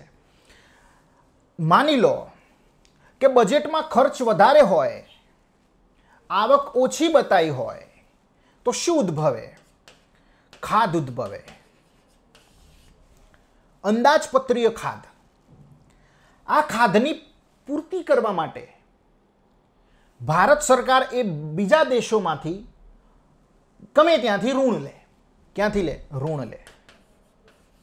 સરકાર એ બીજા દેશોમાંથી ઋણ લે અને આ બંનેનો સરવાળો થાય, એને કહીશું રાજકોષીય નીતિ. આ ઋણ અને આ ખાધ કેમ કરવું પડે? તો સામાજિક સુરક્ષા, કારણ કે આપણો દેશ એ કલ્યાણકારી રાજ્ય અને સંપન્ન છે. આપણે રાજનીતિના માર્ગદર્શક સિદ્ધાંતો બંધારણમાં ભણતા હશો તમે, તો એમાં જણાવેલું જ છે કે ભારત એક કલ્યાણકારી રાજ્ય છે, વેલફેર સ્ટેટ. બરાબર? તો આ રાજકોષીય નીતિની મેં વાત કરી. આ જે ઋણ છે એ જરૂરી નથી કે બહારના દેશમાંથી જ લાવવામાં આવે. આ ઋણ આરબીઆઈ પાસેથી પણ લઈ શકાય. આરબીઆઈ પાસેથી પણ લઈ શકાય. આરબીઆઈ પાસેથી જ્યારે પણ સરકાર ઋણ લેવા જાય એટલે આરબીઆઈ સરકારને પૂછે કે ભાઈ તમારે કેટલા વર્ષ માટે ઋણ જોઈએ? એટલે સરકાર કહે છે કે ભાઈ મારે 1 વર્ષથી ઓછા સમય માટે જોઈએ. એનો મતલબ કે આરબીઆઈ સરકારને 2 પ્રકારનું ઋણ આપે છે, એક ટૂંકા ગાળા માટે, એક લાંબા ગાળા માટે. અને ઇકોનોમીની અંદર જ્યારે ટૂંકો ગાળો અને લાંબો ગાળો આવે એટલે સમજી લેવાનું, ટૂંકો ગાળો એટલે 364 દિવસથી ઓછા સમય માટેની નાણાકીય લેવડ દેવડ માટેનો સમય એટલે ટૂંકો ગાળો, અને લાંબો ગાળો એટલે 365 દિવસ કરતાં વધુ સમયગાળાની નાણાકીય લેવડ દેવડ એટલે 365 દિવસથી વધુ એટલે લાંબો ગાળો. તો આરબીઆઈ જે છે એ સરકારને એવું કહે છે કે ભાઈ તમારે કયા પ્રકારનું ઋણ જોઈએ. સરકારને માની લો કે 100 રૂપિયા ઋણ છે, 100 રૂપિયા ઋણ લેવું છે, તો બની શકે 100 રૂપિયા એ બીજી કોઈ દેશમાંથી ઋણ લે છે, અથવા તો આરબીઆઈને કહે છે કે ભાઈ અમારે 100 રૂપિયાની જરૂર છે, તમારે એમને આપવા પડશે. તો આરબીઆઈ જે છે, અને એટલા જ માટે સરકારના એજન્ટ તરીકે આરબીઆઈ કામ કરે છે. તમે આરબીઆઈના કાર્યોમાં ભણ્યા છો. આરબીઆઈ જે છે એનું એક સોફ્ટવેર છે ઈ-કુબેર. આ ઈ-કુબેર સોફ્ટવેર પર આરબીઆઈ બતાવે છે ભાઈ કે અમારે આટલા રૂપિયાની જરૂર છે ટૂંકા ગાળા માટે કે લાંબા ગાળા માટે. માની લો કે સરકાર એવું કહે છે કે ભાઈ અમારે 60 રૂપિયા ટૂંકા ગાળા માટે જોઈએ છે અને બાકીના 40 રૂપિયા લાંબા ગાળા માટે જોઈએ છે. તો આરબીઆઈ શું કરશે? ટૂંકા ગાળા માટે જે રૂપિયા જોઈએ છે એના માટે આરબીઆઈ ટી બિલ બહાર પાડશે, ટ્રેઝરી બિલ. અને લાંબા ગાળા માટે જે રૂપિયા જોઈએ છે એના માટે ગવર્મેન્ટ કોઈ પણ બોન્ડ ઘણા પ્રકારના હોય, ગવર્મેન્ટ બોન્ડ બહાર પાડશે. ટી બિલ અને ગવર્મેન્ટ બોન્ડ એ બીજું કશું જ નથી. એક એવો સરકારી પત્ર, એક એવો સરકારી કાગળ કે જેની ઉપર સ્પષ્ટ લખેલું હોય કે તમે જે પૈસા અહીંયા ઇન્વેસ્ટ કરી રહ્યા છો એનું તમને એક નિશ્ચિત સમયે વ્યાજ વળતર મળશે, અથવા તો નિશ્ચિત સમય એ રૂપિયા વળતર સાથે તમને પરત મળશે, જેની જવાબદારી આરબીઆઈ લેશે. બરાબર છે? અને આરબીઆઈ વતી સરકાર લેશે. એટલા જ માટે આ જે ટી બિલ અને ગવર્મેન્ટ બોન્ડ છે એને આપણે કહીએ છીએ ગવર્મેન્ટ સિક્યોરિટી, સરકારી જામીનગીરી. તો આપણે સમજ્યા કે આ ઋણ રાજકોષીય નીતિ પરથી ઘણું બધું હું અંદર આમ ઉતરી ગયો છું. બરાબર છે? મજા આવી. ચાલો, તમને મજા આવી, મને આવી. ભણવાની મજા જ લેવાની છે. ભણવાને હંમેશા મજાથી ભણવાનું. સમજો. આગળ વધીએ મિત્રો. 2017નો પ્રશ્ન હતો. 2018માં એ જ પ્રશ્ન, રાજકોષીય નીતિનો જ પ્રશ્ન પૂછાણો છે, પણ એને કેવી રીતે કન્ફ્યુઝ કર્યો સમજો. જાહેર આવક અને જાહેર દેવા સહિતનો જાહેર ખર્ચ, ઓછો ફુગાવો, ઓછી બેરોજગારી સાથે સામાજિક, આર્થિક અને ટકાઉ વિકાસને પામવા માટેની ખાલી જગ્યા સૂચવે છે. જો આ જ શબ્દો આ જ છે પેપરમાં આ જ શબ્દો છે જે મેં ટાઈપિંગ કરાયા છે. આ વાંચવાથી કશી જ ખબર નહીં પડે, પણ ઇન શોર્ટ કહેવા એવું માગે છે કે ભાઈ જાહેર આવક, જાહેર દેવું, જાહેર ખર્ચ દર્શાવતું હોય એવી એક નીતિ કે જેની અંદર ઓછો ફુગાવો રહે, ઓછી બેરોજગારી રહે, સામાજિક, આર્થિક અને ટકાઉ વિકાસ થઈ શકે એવો દર્શાવતી એક નીતિ. એટલે કઈ નીતિ? તો કે ભાઈ રાજવિત્તીય નીતિ. આ વિત્તીય એટલે નાણાકીય, હિન્દી શબ્દ છે. અને તમારું પેપર હવે કાટ આવે તો બીજા કોઈ બી યુનિવર્સિટીવાળા, દિલ્હી છે, એક્સ્ટ્રા કોઈ પણ ભારતની કોઈ પણ રાજ્યમાંથી તમારું પેપર નીકળે. એનો મતલબ જરૂરી નથી કે તમે જે શબ્દો વાંચો છો એ ગુજરાતીમાં જ હોય. ખબર પડે છે? સમજ રહે હો? તો ઇન શોર્ટ આ રાજવિત્તીય નીતિ આનો જવાબ છે. પણ કન્ફ્યુઝ કેવા કરે જો. એટલે ઇકોનોમી સબ્જેક્ટમાં મારી તમને સલાહ છે કે જ્યારે પણ તમે પેપર આપવા જાઓ, પર્ટિક્યુલર ક્લાસ 1-2ના પેપરની વાત કરી રહ્યો છું, એની અંદર આ જે સબ્જેક્ટ છે ઇકોનોમી, આ સબ્જેક્ટ કોઈ પણ સબ્જેક્ટ આખું પેપર ઇંગ્લિશ ને ગુજરાતીમાં હોય છે. ઇકોનોમી સબ્જેક્ટની અંદર ગુજરાતી વાંચવાનું કશી ખબર ના પડે તો ઇંગ્લિશમાં જતું રહેવાનું, પ્રશ્ન વાંચવાનો, પછી જવાબ લખવાનો. અને એટલા માટે હું મારા લેક્ચરમાં થોડું ઇંગ્લિશ બોલતો જાઉં છું કે આનો એકચ્યુઅલીમાં આવો અર્થ થાય. ફિસ્કલ પોલિસી છે, મોનિટરી પોલિસી છે, ઇન્વેસ્ટમેન્ટ પોલિસી છે, ટેક્સેશન પોલિસી છે. તો આ બધું જે છે એ થોડું સમજેલા હોય. જરૂરી નથી તમને ગ્રામર આવડે, એમાં કંઈ જરૂર છે જ નહીં ગ્રામરની. વાંચો એટલે ખબર પડી જ જાય. અને એક અધિકારીની તૈયારી કરતો હોય એને આટલું બેઝિક ઇંગ્લિશ તો આવડવું જ જોઈએ. અમે કંઈ ઇંગ્લિશના તો માસ્ટર નથી જ, પણ જેટલું આવડે છે એનું ઇમ્પ્લિમેન્ટ કરી એક બુક વાંચી નાખો ને ઇંગ્લિશની, ઇંગ્લિશમાં આવે એવી ઇકોનોમી એક બુક ઇંગ્લિશમાં આવે, કોઈ બી બુક લઈને વાંચી નાખો એટલે તમને બધા ક્લિયર થઈ જાય ફંડા. બરાબર છે? પણ ઇંગ્લિશ નડે સાહેબ, તકલીફ જ ત્યાં છે. ઇંગ્લિશને હિન્દી વાંચવું જ નહીં. સમજીએ શું વાંચવું. ભારત સરકારની કુલ મહેસૂલી આવક તથા કુલ ખર્ચ વત્તા, આ વત્તા પાછું એમને લખેલું જ છે પેપરમાં, હો, વત્તા, આ મહેનત લખ્યું દેશી ભાષામાં, વત્તા બજારનું ઉધાર અને જવાબદારીઓ લાયબિલિટીનો તફાવત. બરાબર છે? ભારતની કુલ મહેસૂલી આવક પ્લસ કુલ ખર્ચ માઇનસ બજારનું ઉધાર,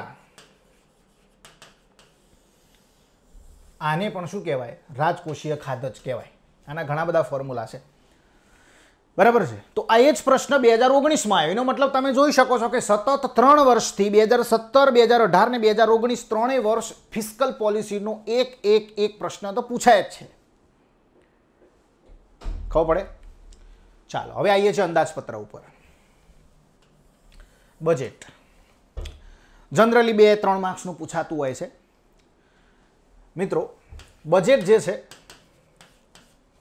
2017માં 2 માર્ક્સ, 2018માં વળી 6 માર્ક્સ, 2019માં 3 માર્ક્સ, ડીવાયએસઓ 2019માં નહોતું પૂછાયું, પીઆઈમાં પાછું 3 માર્ક્સનું.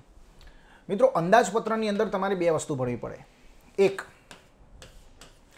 એની ડિટેલ, બેઝિક ડિટેલ, એટલે કે ભારતમાં અંદાજપત્રની શરૂઆત ક્યારથી થઈ ત્યાંથી લઈ તે અત્યાર સુધી કરંટમાં જે પણ ચેન્જીસ આવ્યા છે એની સમીક્ષા કરી અને જે પણ વર્ષનું તમે જે પણ વર્ષમાં જીવી રહ્યા હોય, નેક્સ્ટ એક્ઝામ આવવાની હોય તો એ વર્ષનું જે અંદાજપત્ર રજૂ થયું હોય, 2019-20 હોય, 2020-21 હોય, બરાબર છે, તો આ અંદાજપત્રને તમારે ડિટેલમાં ભણવું પડે. સરકાર દ્વારા કઈ કઈ યોજનાઓ બહાર પાડવામાં આવી છે, સરકાર દ્વારા કઈ કઈ પોલિસીમાં ચેન્જીસ કરવામાં આવેલા છે, એ તમારે કરવા પડે. ઓકે, તો અંદાજપત્રમાંથી બેઠો પ્રશ્ન પૂછાઈ શકે. એમાં કોઈ યોજના સરકારે બહાર પાડી હોય, દાખલા તરીકે ગઈ વખતે પ્રધાનમંત્રી જનધન યોજના, પ્રધાનમંત્રી માનધન યોજના, આ બધી યોજનાઓ છે બેઠી પૂછાણી હતી પરીક્ષામાં. કારણ કે બજેટની અંદર સરકારમાં જબરજસ્ત ડિબેટ થાય અને જે મુદ્દા પર ડિબેટ થાય પ્રશ્ન આવે જ, એ બધા પ્રિય પ્રશ્નો હોય જીપીએસસીના. સમજ રહે હો? આગળ વધીએ, ચાલો, મજા આવશે. ભારતનું નાણાકીય બજાર અને બેન્કિંગ. ભારતનું નાણાકીય બજાર અને બેન્કિંગ સમજો. આની અંદરથી પણ જબરજસ્ત પ્રશ્નો પૂછાય છે. બેન્કિંગ છે તો બેન્કિંગની અંદર આપણે આરબીઆઈ, બરાબર, આરબીઆઈ દ્વારા જતા જે કાર્યો છે બધા, નાણાકીય નીતિને બધું ભણવું પડે તમારે. આરબીઆઈનો ઉદ્ભવ ભણવો પડે. બેન્કિંગમાં બીજી બધી બેન્કો ભણવી પડે. રિજનલ રૂરલ બેંક છે, લઘુ બેંક છે, પેમેન્ટ બેંક છે, પછી નાબાર્ડ છે, એક્સપોર્ટ ઇમ્પોર્ટ બેંક છે. આ બધી બેંકો વાંચી લેવાની, જનરલી વાંચી લેવાની. લગભગ પ્રશ્ન બહુ ઓછા પૂછાય છે, પણ કદાચ પૂછી નાખે તો, પણ આટલામાંથી તો પૂછાય જ છે. ભારતનું નાણાકીય બજાર, એની અંદર સમજો, એક છે મુદ્રા બજાર અને બીજું છે મૂડી બજાર. આ છે કેપિટલ માર્કેટ, આ છે કેપિટલ માર્કેટ. મુદ્રા બજાર એટલે શાખ, ચલો ને મુદ્રા બજાર જ રાખો ને, ઇંગ્લિશ કંઈ નથી કરવું. ચાલો, મુદ્રા બજાર, કેપિટલ બજાર. અહીંયા 364 દિવસથી ઓછા દિવસ માટેની લેવડ દેવડ થતી હોય અને 364 દિવસથી વધુ દિવસ માટેની લેવડ દેવડ થતી હોય. કેપિટલ માર્કેટની અંદર તમે બેન્કિંગને મૂકી શકો. તમામ બેંક જે છે આની અંદર આવી શકે, બરાબર છે. અને બેન્કિંગ આખું તમારે ડિટેલમાં ભણવું જ પડે, એમાં શંકાને સ્થાન નથી.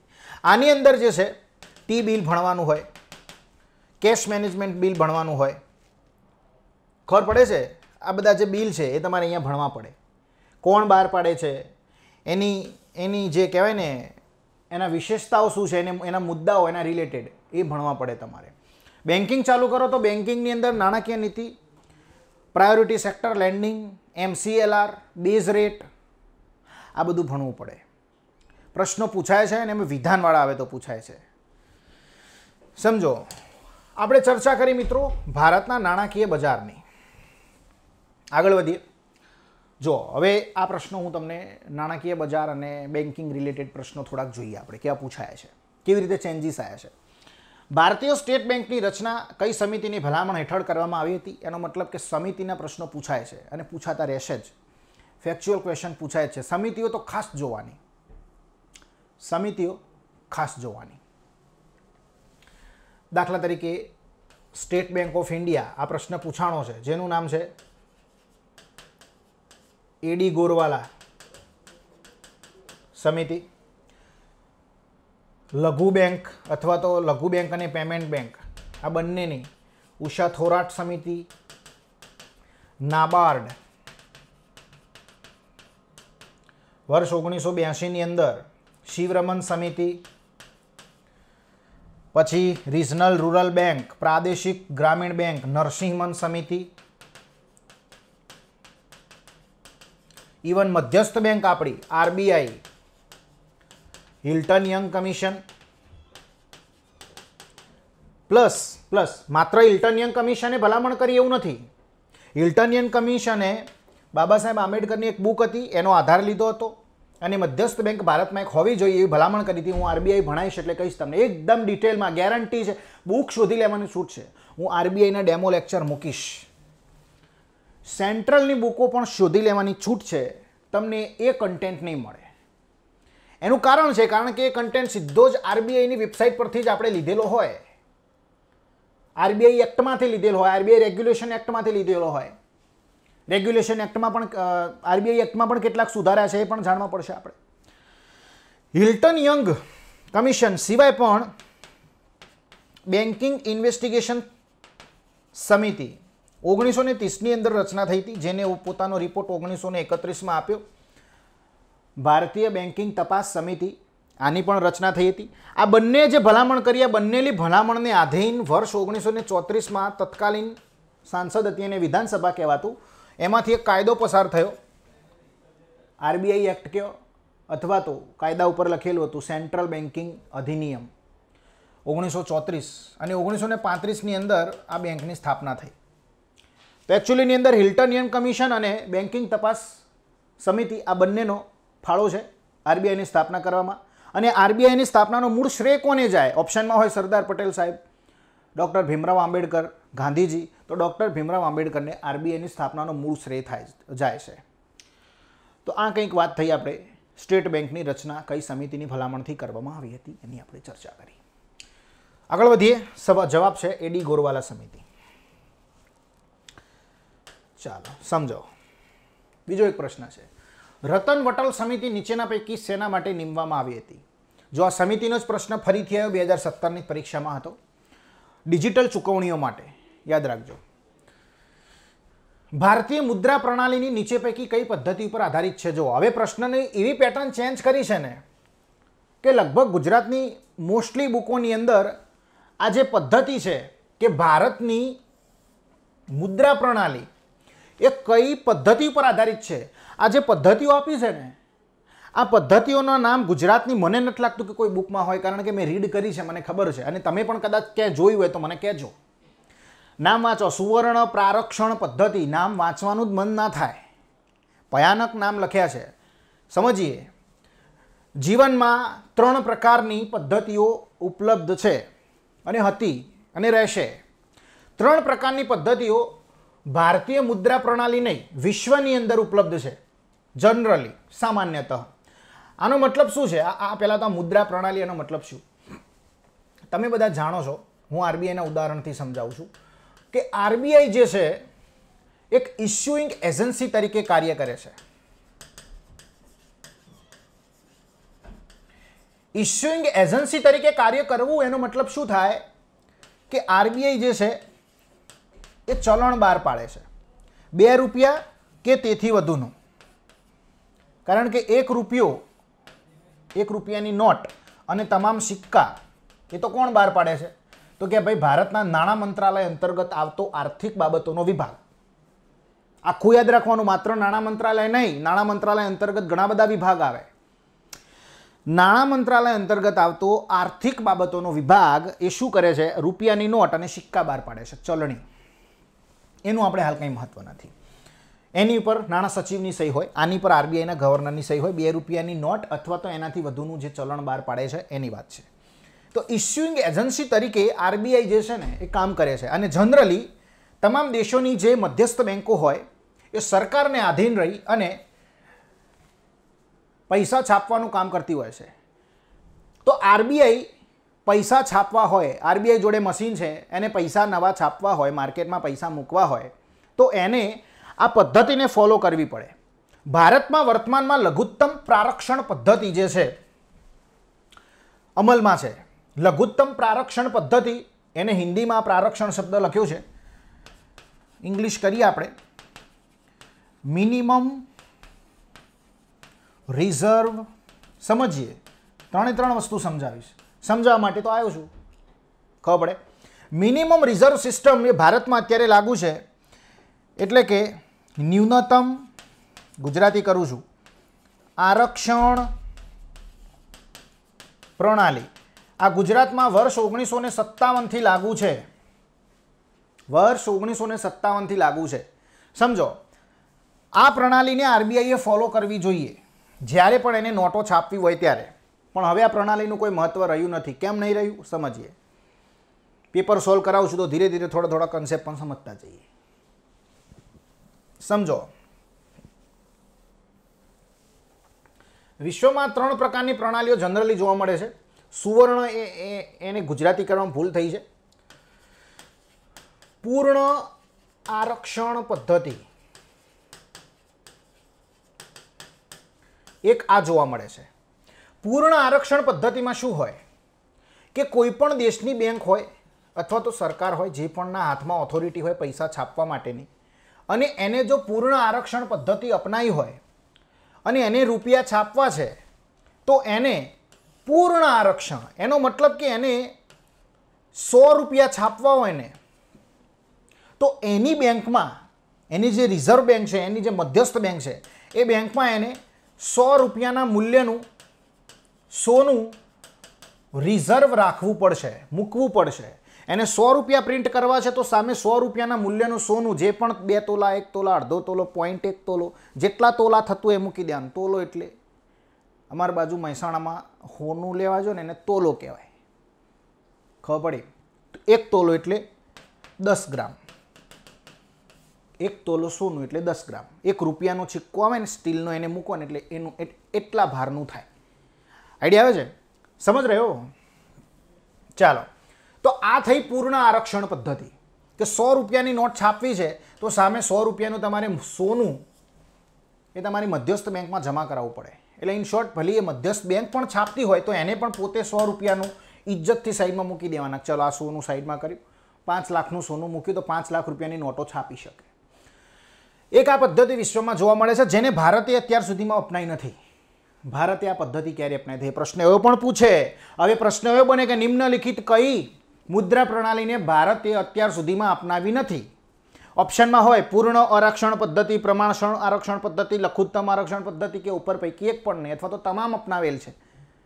તો યાદ રાખજો, આ જે પદ્ધતિ છે ભારતે હજુ સુધી અપનાવી નથી. એક પદ્ધતિની આપણે વાત કરી, પૂર્ણ આરક્ષણ પદ્ધતિ. બીજી પદ્ધતિ જે છે એનું નામ છે પ્રમાણસર અથવા તો અનુપાતિક પ્રારક્ષણ પદ્ધતિ. ઇંગ્લિશમાં કહીએ તો proportional reserve system. Proportional reserve system. Proportional, ગુણોત્તર અને પ્રમાણ ગણિતમાં ભણ્યા છો. ગણિતમાં ભણ્યા છો પ્રમાણ.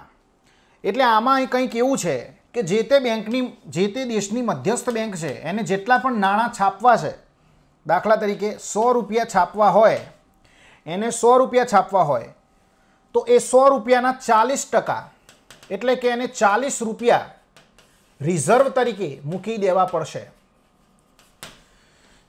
આરક્ષિત તરીકે મૂકી દેવા પડશે, અને 60 રૂપિયા જે છે એ વાપરી શકશે, એ માર્કેટમાં મૂકી શકશે. આ પદ્ધતિ જે છે એને આપણે 40% પ્રપોર્શનલ રિઝર્વ સિસ્ટમ પણ કહીએ છીએ. આ સિસ્ટમ ભારતમાં 1956 સુધી લાગુ હતી, લગભગ 1927 થી લઈને 1956 સુધી. સાહેબ 27 કેમ? 27 કેમ? આરબીઆઈની સ્થાપના તો 1935માં થઈ, પણ આરબીઆઈની સ્થાપના નહોતી થઈ એ પહેલાં બ્રિટિશ સરકાર તો હતી ને ભાઈ. તો બ્રિટિશ સરકાર હતી એ ટાઈમે એ પણ નોટો તો છાપતા હતા. તો એ આ પ્રણાલી પ્રમાણે નોટો છાપતા હતા. પ્રમાણસર અનુપાતિક પ્રારક્ષણ પદ્ધતિ, એનો મતલબ છે પ્રપોર્શનલ રિઝર્વ સિસ્ટમ. એટલે કે બ્રિટિશરો $100 છાપતા અથવા તો 6 પાઉન્ડ છાપતા, તો એમને 40 પાઉન્ડ છે ને રિઝર્વ તરીકે મૂકી દેવાના હતા. 1927 થી 1956 સુધી આ પ્રણાલી જે છે ભારતમાં લાગુ હતી, અને 1957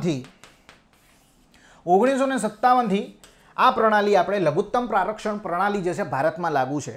હવે આ જે છેલ્લી પ્રણાલી છે ભારતમાં લાગુ છે એ શું કહે છે એ સમજીએ. લઘુત્તમ પ્રારક્ષણ પ્રણાલી મિનિમમ રિઝર્વ સિસ્ટમ. આમાં એવું હોય કે આરબીઆઈ જ્યારે રૂપિયા છાપવા હોય, એટલે કે ભારત સરકાર આરબીઆઈને એવું કહે છે કે બે આપણે રૂપિયા છાપો ભાઈ, નહીં ચાલે, જોશે. આરબીઆઈ કહે છે સારું તાણ હું રૂપિયા છાપું. તો આરબીઆઈએ રૂપિયા છાપવા હોય ત્યારે આરબીઆઈએ લઘુત્તમ 200 કરોડ રૂપિયા, 200 કરોડ રૂપિયા કેશ નહીં, 200 કરોડમાં 115 કરોડના મૂલ્યનું સોનું, 115 કરોડના મૂલ્યનું સોનું અને 85 કરોડના મૂલ્યનું ફોરેક્સ. ફોરેક્સ એટલે ફોરેન રિઝર્વ, વિદેશી હુંડિયામણ, ડોલર હોય, યાન હોય, એ બધું. તો 115 અને 85 એટલે ટોટલ 200 કરોડ રૂપિયા એને બેંકમાં રિઝર્વ મૂકી દેવા પડશે અને પછી એ અનલિમિટેડ રૂપિયા છાપી શકે છે. તો સાહેબ કે આ 200 કરોડ રૂપિયા તો કંઈ ના કહેવાય, એ તો 200 કરોડ સાઈડમાં મૂકીને 50,000 કરોડ છાપી નાખે ભાઈ. એની જોડે ઓથોરિટી છે, એની જોડે ઓથોરિટી છે. આરબીઆઈ એક્ટ કલમ 22 એને ઓથોરિટી આપે છે નવી નોટો છાપવાની. તો સમજો, આ બધું વસ્તુ સમજી ગયા. હવે મગજમાં એક જ પ્રશ્ન થાય કે સાહેબ આ આરક્ષણ રાખવાની જરૂરિયાત શું છે? આ રિઝર્વ બોલો છો તમે, આ આરક્ષણ રાખવાની જરૂર શું છે? ના રાખે ના ચાલે. એકચ્યુઅલીમાં મિત્રો હું તમને એક વસ્તુ કહું, આ પ્રણાલી વર્તમાનમાં તો છે જ, પણ આ પ્રણાલીની અત્યારે હાલ કોઈ વેલ્યુ નથી. આ 200 કરોડની અત્યારે હાલ કોઈ વેલ્યુ નથી. એનું કારણ છે મિત્રો, કારણ કે અત્યારે હાલ આ 200 કરોડ તો ભારતના કોઈ રાજ્યના એક મંત્રાલય અંતર્ગત આવતો એક નાનો વિભાગ હોય ને, એનો મહિનાનો ખર્ચો 200 કરોડ રૂપિયા છે. મહિનાનો ખર્ચો 200 કરોડ રૂપિયા છે. ખબર પડે છે? પણ લાગુ છે. અને આરક્ષણ કેમ રાખવામાં આવે છે એવો પ્રશ્ન થાય. મિત્રો 200 કરોડની અત્યારે વેલ્યુ ભલે ના હોય, 200 કરોડની 2020માં ભલે વેલ્યુ ના હોય, પણ એ સમયે જ્યારે અંગ્રેજ સરકાર હતી, 1935માં આરબીઆઈની સ્થાપના થઈ, 1956, 57, 60, ઇવન આપણા પપ્પાનો જન્મ થયો હોય 1975, 71 આજુબાજુની વાત છે, ઇમરજન્સી લાગી ત્યાં સુધી તો 200 કરોડની વેલ્યુ એટલી બહુ હતી ભાઈ. અત્યારે 200 કરોડની વેલ્યુ કંઈ ના હોય, એક વિભાગનો ખર્ચ આપણે ગણી શકીએ, પણ એ સમયે બહુ વેલ્યુ હતી. અને આરક્ષણ રાખવાનું એક મુખ્ય કારણ છે, કે ભાઈ માની લો રૂપિયા તો ઘણા બધા છાપી દીધા, અને રૂપિયા છાપ્યા એનો મતલબ શું થાય? માર્કેટમાં રૂપિયાનું પ્રમાણ વધે એટલે મોંઘવારી ઓટોમેટિક વધે, ફુગાવો જબરજસ્ત વધે. ફુગાવો વધે, માર્કેટમાં નાણાંનો પ્રવાહ વધે એટલે ફુગાવો વધે. તો મિત્રો કદાચ ભવિષ્યમાં એવું થાય કે આપણા ચલણનું અવમૂલ્યન થઈ જાય, અને કેવું? અતિ અવમૂલ્યન થઈ જાય. ખબર પડે છે? એટલે કે $1 બરાબર અત્યારે હાલ 70 રૂપિયા છે. $1 બરાબર 70 રૂપિયા છે, અને કદાચ $1 બરાબર ભવિષ્યની અંદર 270 રૂપિયા થઈ જાય. સમજ્યા? તો આ અવમૂલ્યન થયું. તો એ સમયે આપણો નાણાંનો ભાવ જે છે ને ડોલરના પ્રમાણમાં ઘટ્યો, અને આવું આના કરતાં પણ અતિ અવમૂલ્યન થઈ જાય, જેવું ઝિમ્બાબ્વેમાં એમાં થયું હતું. રૂપિયાના થક્કા લઈને ક્યાં જવું પડતું? બ્રેડ લેવા માટે, આટલા બધા રૂપિયા લઈને. કેમ? તો કે ભાઈ ત્યાંની જે સરકાર હતી એને એવું વિચાર્યું કે રૂપિયા છાપો અને આપણા બધા લોકોને કરોડપતિ કરી નાખો. હવે એક વસ્તુ સમજો કે બધાને કરોડપતિ કરી નાખવામાં આવે તો પછી ક્યાં? પછી પેલો સમજી લો, પેલો જે સફરજન વેચે છે, સફરજન વેચવા નહીં આવે, હું ભણાવવા નહીં આવું, તમે ભણવા નહીં બેસો. ખબર પડે છે? સરકાર એટલા માટે બધાને કરોડપતિ નહીં કરતી ભાઈ, ફુગાવો જબરજસ્ત વધી જાય. તો જ્યારે અતિ અવમૂલ્યન થઈ જાય, વિદેશી બજારમાં ભારતનું ચલણ એક જબરજસ્ત ઘટી જાય એનું મૂલ્ય, ત્યારે આ 200 કરોડનો ઉપયોગ કરી અને બેંક એ પોતાનું ઇકોનોમિક સ્ટેબિલિટી રાખવામાં ઉપયોગ કરતી હતી. બેંકોને પણ, જે એના અંતર્ગત આવતી બેંકો છે એને પણ થોડો સપોર્ટ કરી શકીએ અને ઇકોનોમિકલી સ્ટેબલ આપણે થઈ શકીએ. પણ 200 કરોડની વેલ્યુ વર્તમાનમાં કંઈ નથી, એટલા માટે હજુ આ પ્રણાલીમાં થોડા સુધારની આવશ્યકતા છે, અને આ 200 કરોડની વેલ્યુને થોડી વધારવાની વર્તમાન પરિપ્રેક્ષમાં જરૂર છે. તો સમજો, એ સમય વેલ્યુ હતી, એટલા માટે એ સમય આ પ્રણાલીને આપણે અપનાવી. બસ આટલું સમજી લો. આગળ વધીએ મિત્રો. ઘણું બધું સમજ્યા, ઘણું બધું કન્સેપ્ટ ક્લિયર થયો છે તમારો. આરઆરબી વિશે નીચે પૈકી કયું વિધાન સાચું છે? આ પ્રશ્ન જો હવે વિધાનવાળો પ્રશ્ન આવી ગયો. આ લગભગ ક્લાસ 1 to 2019માં પૂછાયેલો પ્રશ્ન છે. રિજનલ રૂરલ બેંક એના વિશેની વાત છે. પહેલું વિધાન છે કે ભાઈ તે પ્રાદેશિક ગ્રામીણ બેંક અધિનિયમ 1976 હેઠળ સ્થાપના કરાયેલ વૈધાનિક સંસ્થા છે. વિધાન સાચું છે. પ્રથમ પ્રાદેશિક ગ્રામીણ બેંક 2 ઓક્ટોબર 1975ના રોજ સ્થાપવામાં આવી હતી. મિત્રો સાચી વાત છે. 2 ઓક્ટોબર 1975ના રોજ ઉત્તર પ્રદેશમાં એક બેંકની સ્થાપના થઈ, જેનું નામ હતું પ્રથમા બેંક. ચોપડીઓ ફેંદી લેવાની છૂટ છે, નહીં મળે. ખબર પડે છે? સમજ રહ્યો? કંઈક નવું શીખવું હોય તો મારી જોડે આવવાનું, ધ્યેયમાં આવવાનું, મજાથી શીખવાનું. બોસ ગેરંટી છે. પ્રશ્ન શબ્દ નહીં બદલાય, બેઠો પ્રશ્ન પૂછાશે. અનુભવ બોલે. ખબર પડી? સ્પીપાની એક્ઝામ હમણાં ગઈ, લગભગ 7-8 માર્ક્સનું ઇકોનોમી હતું. મેં એક કોર્સ મૂકેલો છે મારો બીજી એપ્લિકેશનમાં. એક પ્રશ્નનો જે શબ્દ નથી બદલાયો, બેઠા પૂછાણા છે પ્રશ્નો. કોન્સેપ્ટ ક્લિયર હોય ને બોસ, લોજિક ક્લિયર હોય ને તો વાંધો ના આવે. પ્રથમા બેંક જેની સ્થાપના ઉત્તર પ્રદેશમાં થઈ હતી અને એની સ્પોન્સર બેંક હતી સિન્ડિકેટ બેંક. Syndicate bank. હવે કદાચ આ કન્ટેન્ટ એ આવનારી બુકોમાં એડ થાય તો એમાં શંકાને સ્થાન છે જ નહીં, કારણ કે હવે હું આ વિડીયોને પબ્લિશ કરી રહ્યો છું. મિત્રો, સ્પોન્સર બેંક હતી એ સિન્ડિકેટ બેંક હતી. એકચ્યુઅલીની અંદર આરઆરબીમાં કેવું હોય, એના જે માલિક છે ને એ 3 હોય. કેન્દ્ર સરકાર હોય, રાજ્ય સરકાર હોય અને એક સ્પોન્સર બેંક હોય. સ્પોન્સર બેંક એ 35% માલિકી ધરાવતી હોય, રાજ્ય સરકાર એ 15% અને કેન્દ્ર સરકાર એ બાકીના 50% શેર ધરાવતી હોય. આ પ્રકારે રિજનલ રૂરલ બેંક જે છે એની સ્થાપના થતી હતી અને આ પ્રકારે માલિકી ડિવાઈડ કરેલી હતી. સમજો, આરઆરબીની સ્થાપના તો થઈ 2 ઓક્ટોબર 1975ના રોજ. આ વિધાન સાચું છે. આ પહેલા 2 વિધાન સાચા છે. આ એની માલિકી છે. પણ 1987ની અંદર કેલકર સમિતિએ એક રિપોર્ટ આપ્યો અને કેલકર સમિતિના રિપોર્ટને આધીન નવી આરઆરબી રિજનલ રૂરલ બેંકો જે છે એને સ્થાપનાની કરવાની આપણે બંધ કરી નાખી છે. નવી સ્થાપનાઓ નથી થતી. અને અત્યારે હાલ દેના ગ્રામીણ બેંક છે. જેટલી ગ્રામીણ બેંકો છે એને હવે સંકલિત કરીને એક બેંકમાં આપણે સમાવિષ્ટ કરવાનો પ્રયત્ન કરી રહ્યા છે. તો આપણે વાત કરી આરઆરબી વિશે.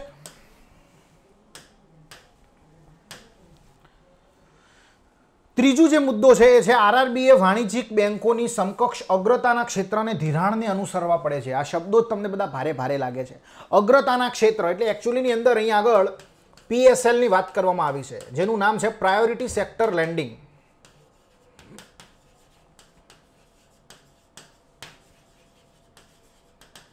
એટલે કે આનો મતલબ કંઈક આવો છે કે જેટલી પણ વાણિજ્યિક બેંકો છે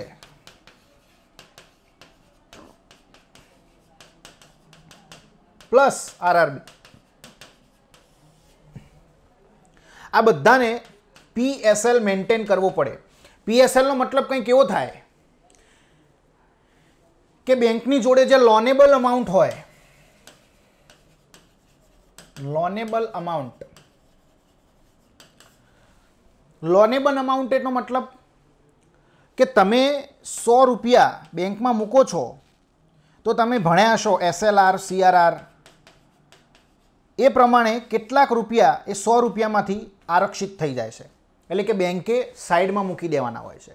એને એ પૈસાની લોન ના આપી શકે. મેં 100 રૂપિયા બેંકમાં મૂક્યા તો માની લો કે 20 રૂપિયા એ આ બંને જે રેટ છે એના પ્રમાણે આરક્ષિત થઈ ગયા. વધ્યા કેટલા? 80 રૂપિયા. 80 રૂપિયા જે છે એ મારું લોનેબલ અમાઉન્ટ છે. આ 80 રૂપિયા મારો લોનેબલ અમાઉન્ટ છે જે હું લોન આપી શકું છું બધા લોકોને. પણ આ 80 રૂપિયામાંથી મારે અમુક ટકા શું કરવા પડશે? તો કે ભાઈ રિઝર્વ જે છે એ રાખવા પડશે અને આ પીએસએલ તરીકે રિઝર્વ રાખવા પડશે. અને સરકાર દ્વારા પીએસએલ તરીકે જેટલા પણ ક્ષેત્રોને વિભાજિત કરવામાં આવેલા છે એમને જ એમાંથી લોન આપવામાં આવશે. બરાબર? તો આ પીએસએલની આપણે વાત કરી. જનરલી કેવું હોય છે, બે પ્રકારની બેંકો તમે આપણે હોય, એક દેશી બેંકો હોય અને વિદેશી બેંકો હોય. દેશી બેંકો હોય એને લોનેબલ અમાઉન્ટ જે હમણાં આપણે જોયું 80 રૂપિયા, એના 40%, લોનેબલ અમાઉન્ટના 40% એમને શેમાં આલવું પડે? PSLમાં. PSL એટલે મેં તમને હાલ કીધું કે એવા ક્ષેત્રોની અંદર લોન આપવાની કે જેમને વધારે જરૂર હોય, પ્રાયોરિટી આપવાની એમને. દાખલા તરીકે કૃષિ ક્ષેત્ર, ખેડૂત, રિન્યુએબલ એનર્જી, સામાજિક અને આર્થિક રીતે જેમાં ઉદ્ભવ કરવા માટે સરકારે જે ક્ષેત્રો, 12 અલગ અલગ ક્ષેત્રોનું અહીંયા આગળ લખેલું છે, બરાબર. હું કોર્સમાં ડિટેલમાં ભણાવીશ, ડિટેલમાં. તો PSLમાં આ 40% એટલે કે 80ના 40% એટલે કે 32 રૂપિયા, આ 32 રૂપિયા એમને આ PSL ક્ષેત્રોની અંદર આવતા લોકોને જ આપવા પડશે. 80માંથી 32 તમે કાઢો એટલે 48 રૂપિયા જે વધે છે, 48 રૂપિયા તમે અદાણી, અંબાણી જે પણ ભારે ઉદ્યોગોને આપવા હોય આપી શકો. બાકી 32 રૂપિયા તો આ PSL ક્ષેત્રની અંદર જે લોકો આવે છે, ગરીબ, લઘુમતી, કૃષિ ક્ષેત્રના ખેડૂતો, બધાને આપવાના. એવી જ રીતે વિદેશી બેંકોમાં પણ બે પ્રકારની બેંકો હોય ભારતમાં, કે જે 20 બ્રાન્ચ ધરાવતી હોય અથવા તો 20થી વધુ બ્રાન્ચ ધરાવતી હોય. તો 20થી ઓછી બ્રાન્ચ ધરાવતી હોય, 20થી ઓછી વધુ બ્રાન્ચ ધરાવતી હોય, આ બંનેને 40% PSL જે છે એ મેન્ટેન કરવાનો હોય છે.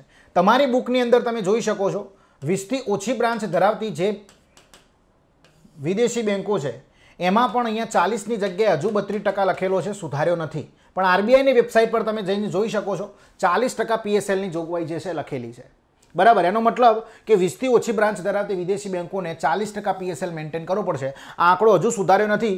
ઘરે બુક પડી હોય તો ઇજ્જતથી ખોલવી, બેન્કિંગમાં જવું, PSL ખોલવું અને ઉપર લખેલું હોય છે ને કે ફૂલ્લી અપડેટેડ, આવો શબ્દ લખેલો હોય છે.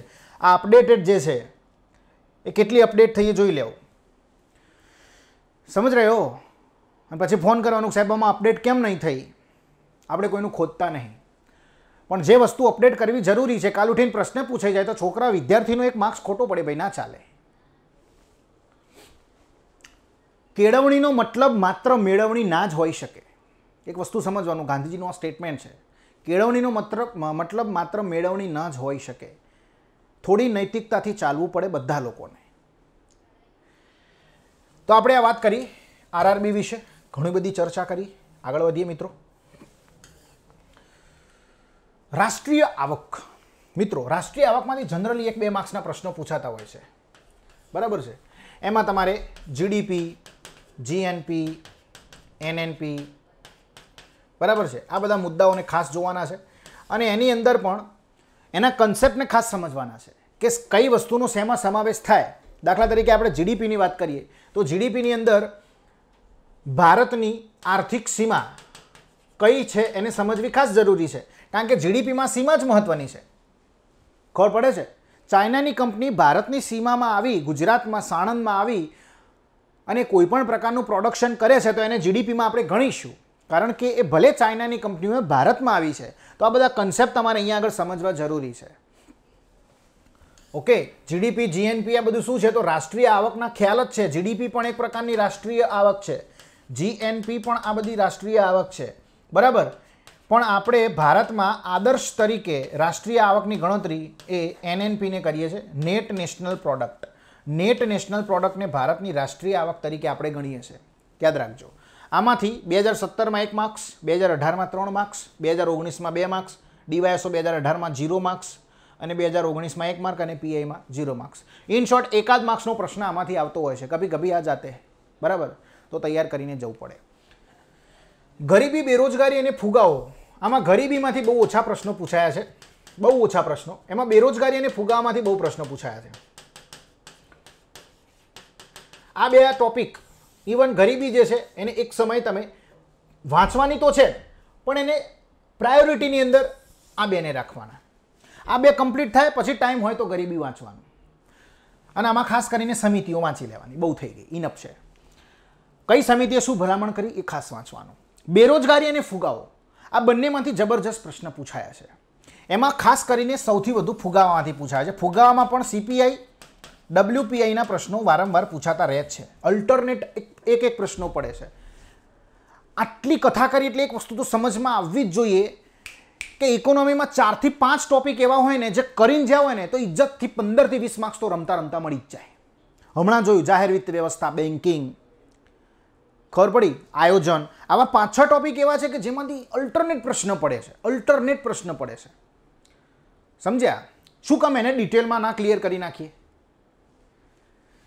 ઓકે, ચાલો. ગરીબી, બેરોજગારી અને ફુગાવાની આપણે વાત કરી. 2017માં ક્લાસ 1-2માં 4 માર્ક્સનું પૂછાણું છે, 2018માં 4 માર્ક્સનું, 2019માં વળી 1 માર્ક્સનું, ડીવાયએસઓ 2018માં વળી 1 માર્ક્સનું, 2019માં 2 માર્ક્સનું, પીઆઈમાં વળી 4 માર્ક્સનું પૂછાણું છે. ઓકે, આ એક આખું એનાલિસિસ છે. આ એનાલિસિસ તૈયાર કરતાં પણ મિત્રો અમને ટાઈમ લાગે છે, મહેનત માગે છે, કારણ કે તમે જોઈ શકો છો 6 પેપર અહીંયા મેં લીધા છે. આ 6 પેપરને ખોલીને બેસવું પડે.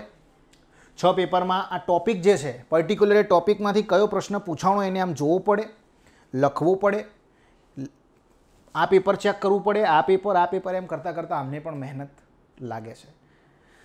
એટલે વિડીયો ટોપ ટુ બોટમ આખો જોવાનો, કંઈક તો જાણવા મળશે જ.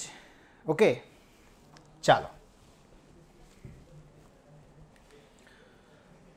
જો હવે ફુગાવામાંથી આ પ્રકારના પ્રશ્નો પૂછાઈ ગયેલા છે ક્લાસ 1-2 2018માં. પહેલો પ્રશ્ન છે ગ્રાહક ભાવ સૂચકાંક WPI IW. IW નો મતલબ થાય છે ઇન્ડસ્ટ્રીયલ વર્કર બાબતે કયું વિધાન સાચું છે? પહેલું વિધાન છે તે ખાનગી ક્ષેત્રના કર્મચારીઓનું મોંઘવારી ભથ્થું નક્કી કરવા વપરાય છે. અને બીજું છે તે કર્મચારીઓની મોંઘવારીનું ભથ્થું નક્કી કરવા વપરાય છે, સરકારી કર્મચારીઓ. એનો મતલબ કંઈક એવું કહેવા માગે છે કે ખાનગી અને સરકારી કર્મચારીઓનું મોંઘવારી ભથ્થું નક્કી કરવા માટે CPI IW જે છે સૂચકાંક, consumer price index, industrial worker, આનો ઉપયોગ થાય છે. વિધાન સાચું કે ખોટું? તો બંને વિધાન સાચા છે. CPI IW નો ઉપયોગ એ ખાનગી ક્ષેત્રના કર્મચારીઓનું મોંઘવારી ભથ્થું નક્કી કરવા માટે પણ વપરાય છે અને સરકારી કર્મચારીઓનું મોંઘવારી ભથ્થું નક્કી કરવા માટે પણ વપરાય છે. પણ આમાં એક એક્સેપ્શન છે જે તમારી બુકમાં હોય કે ના હોય તો એડિટ કરી નાખજો. સરકારી કર્મચારીઓની અંદર પણ બેન્કિંગ ક્ષેત્રની અંદર કાર્ય કરતા વ્યક્તિઓ, બેંકમાં કાર્ય કરતા વ્યક્તિઓ અને દૂતાવાસની અંદર કાર્ય કરતા વ્યક્તિઓનું મોંઘવારી ભથ્થું નક્કી કરવા માટે CPI IW નો ઉપયોગ થતો નથી. વિધાનમાં પણ પૂછી શકે. બરાબર, you must remember that point. Banking અને દૂતાવાસમાં નોકરી કરતા જે કર્મચારીઓ છે એમનું ભથ્થું નક્કી કરવા માટે, મોંઘવારી ભથ્થું નક્કી કરવા માટે CPI IW નો ઉપયોગ થતો નથી. એના સિવાયના જેટલા સરકારી કર્મચારીઓ છે એ બધાનું મોંઘવારી ભથ્થું નક્કી કરવા માટે CPI IW વપરાય છે. સમજ્યા? ચાલો આગળ વધીએ.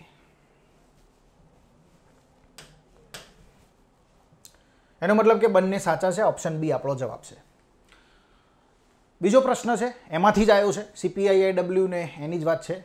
મનરેગા યોજના હેઠળ ચૂકવવામાં આવતા વેતન હવે ખાલી જગ્યા સાથે સંકલિત કરવામાં આવ્યા છે. હવે જુઓ, આ એકચ્યુઅલીની અંદર એ સમયે કરંટનો પ્રશ્ન હતો, પણ એને સાંકળ્યો શેની સાથે? તો CPI AL સાથે, એટલે કે એગ્રીકલ્ચર લેબર. 3 પ્રકારના CPI ઇન્ડેક્સની જનરલી આપણે વાત કરીએ છીએ. એક છે IW, એક છે CPI એગ્રીકલ્ચર લેબર અને એક છે CPI UNME.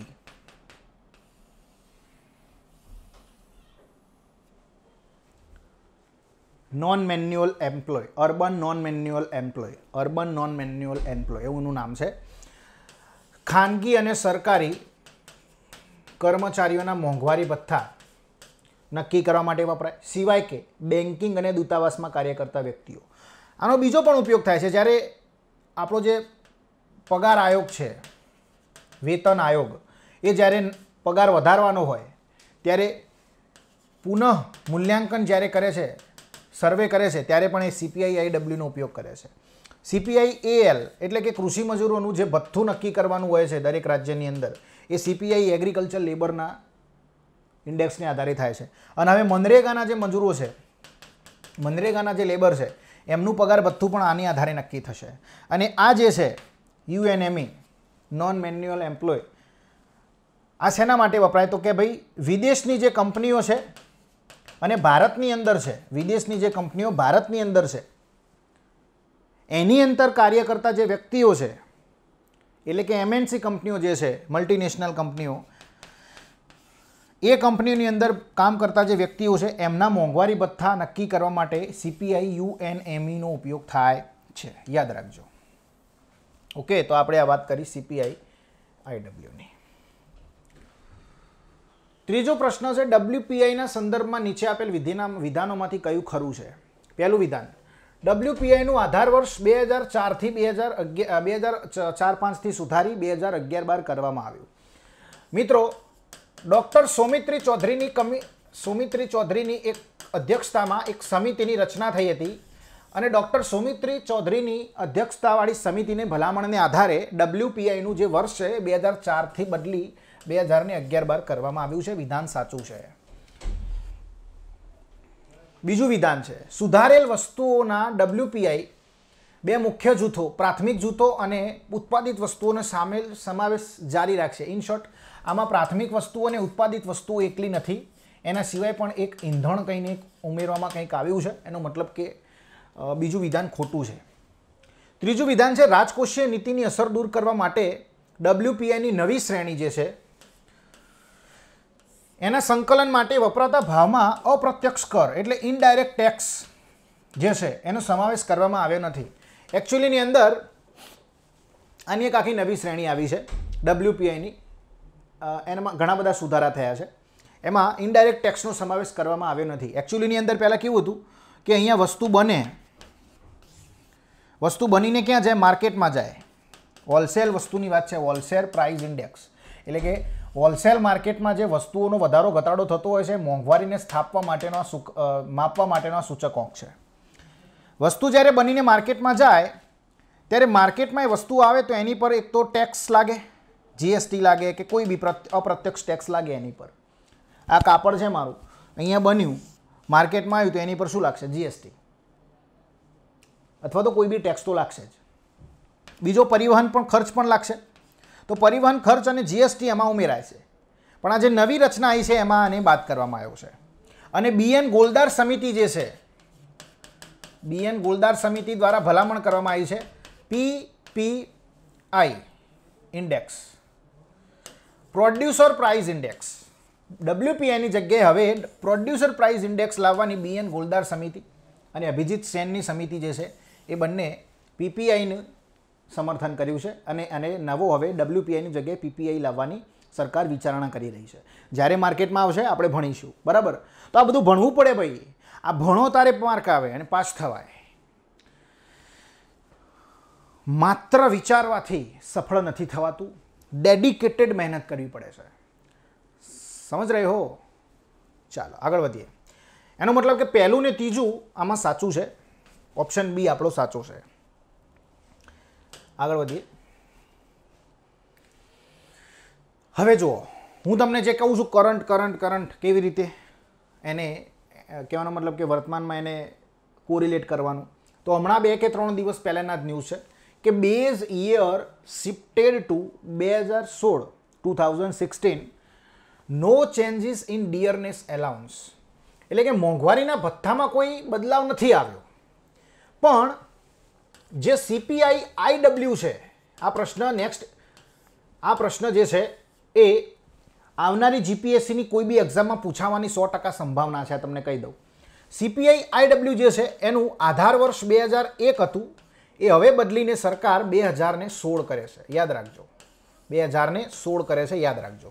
ઇન્ડસ્ટ્રીયલ વર્કરનો જે સૂચકાંક હતો કન્ઝ્યુમર પ્રાઇસ ઇન્ડેક્સ, આનો ઉપયોગ શેના માટે થતો તો ભણી ગયા. સરકારી અને ખાનગી કંપનીઓની અંદર જે નોકરી કરી રહ્યા છે કર્મચારીઓના મોંઘવારી ભથ્થા માટે. એનું આધાર વર્ષ જે છે 2001 ગણતરીમાં લેવાતું, પણ હવે સરકારે 2016 કર્યું છે. યાદ રાખજો. શેના માટે? CPI IWની વાત છે. ઓકે, આગળ વધીએ. જો જબરજસ્ત પ્રશ્નો આમાંથી પણ પૂછાય છે. યોજના, પોર્ટલ અને અભિયાન 2017માં તો નહોતું પૂછાણું, 2018માં 3 માર્ક્સનું, 2019માં 8 માર્ક્સનું, 2000 18માં ડીવાયએસઓની એક્ઝામ જે છે એમાં 4 માર્ક્સનું આ ક્લાસ 1 2 ના છે હો ભાઈ, ક્લાસ 1 2 2017, ક્લાસ 1 2 2018, ક્લાસ 1 2 2019, ડીવાયએસઓ 2019માં 1 માર્ક્સનું અને પીઆઈ જે છે 5 માર્ક્સનું.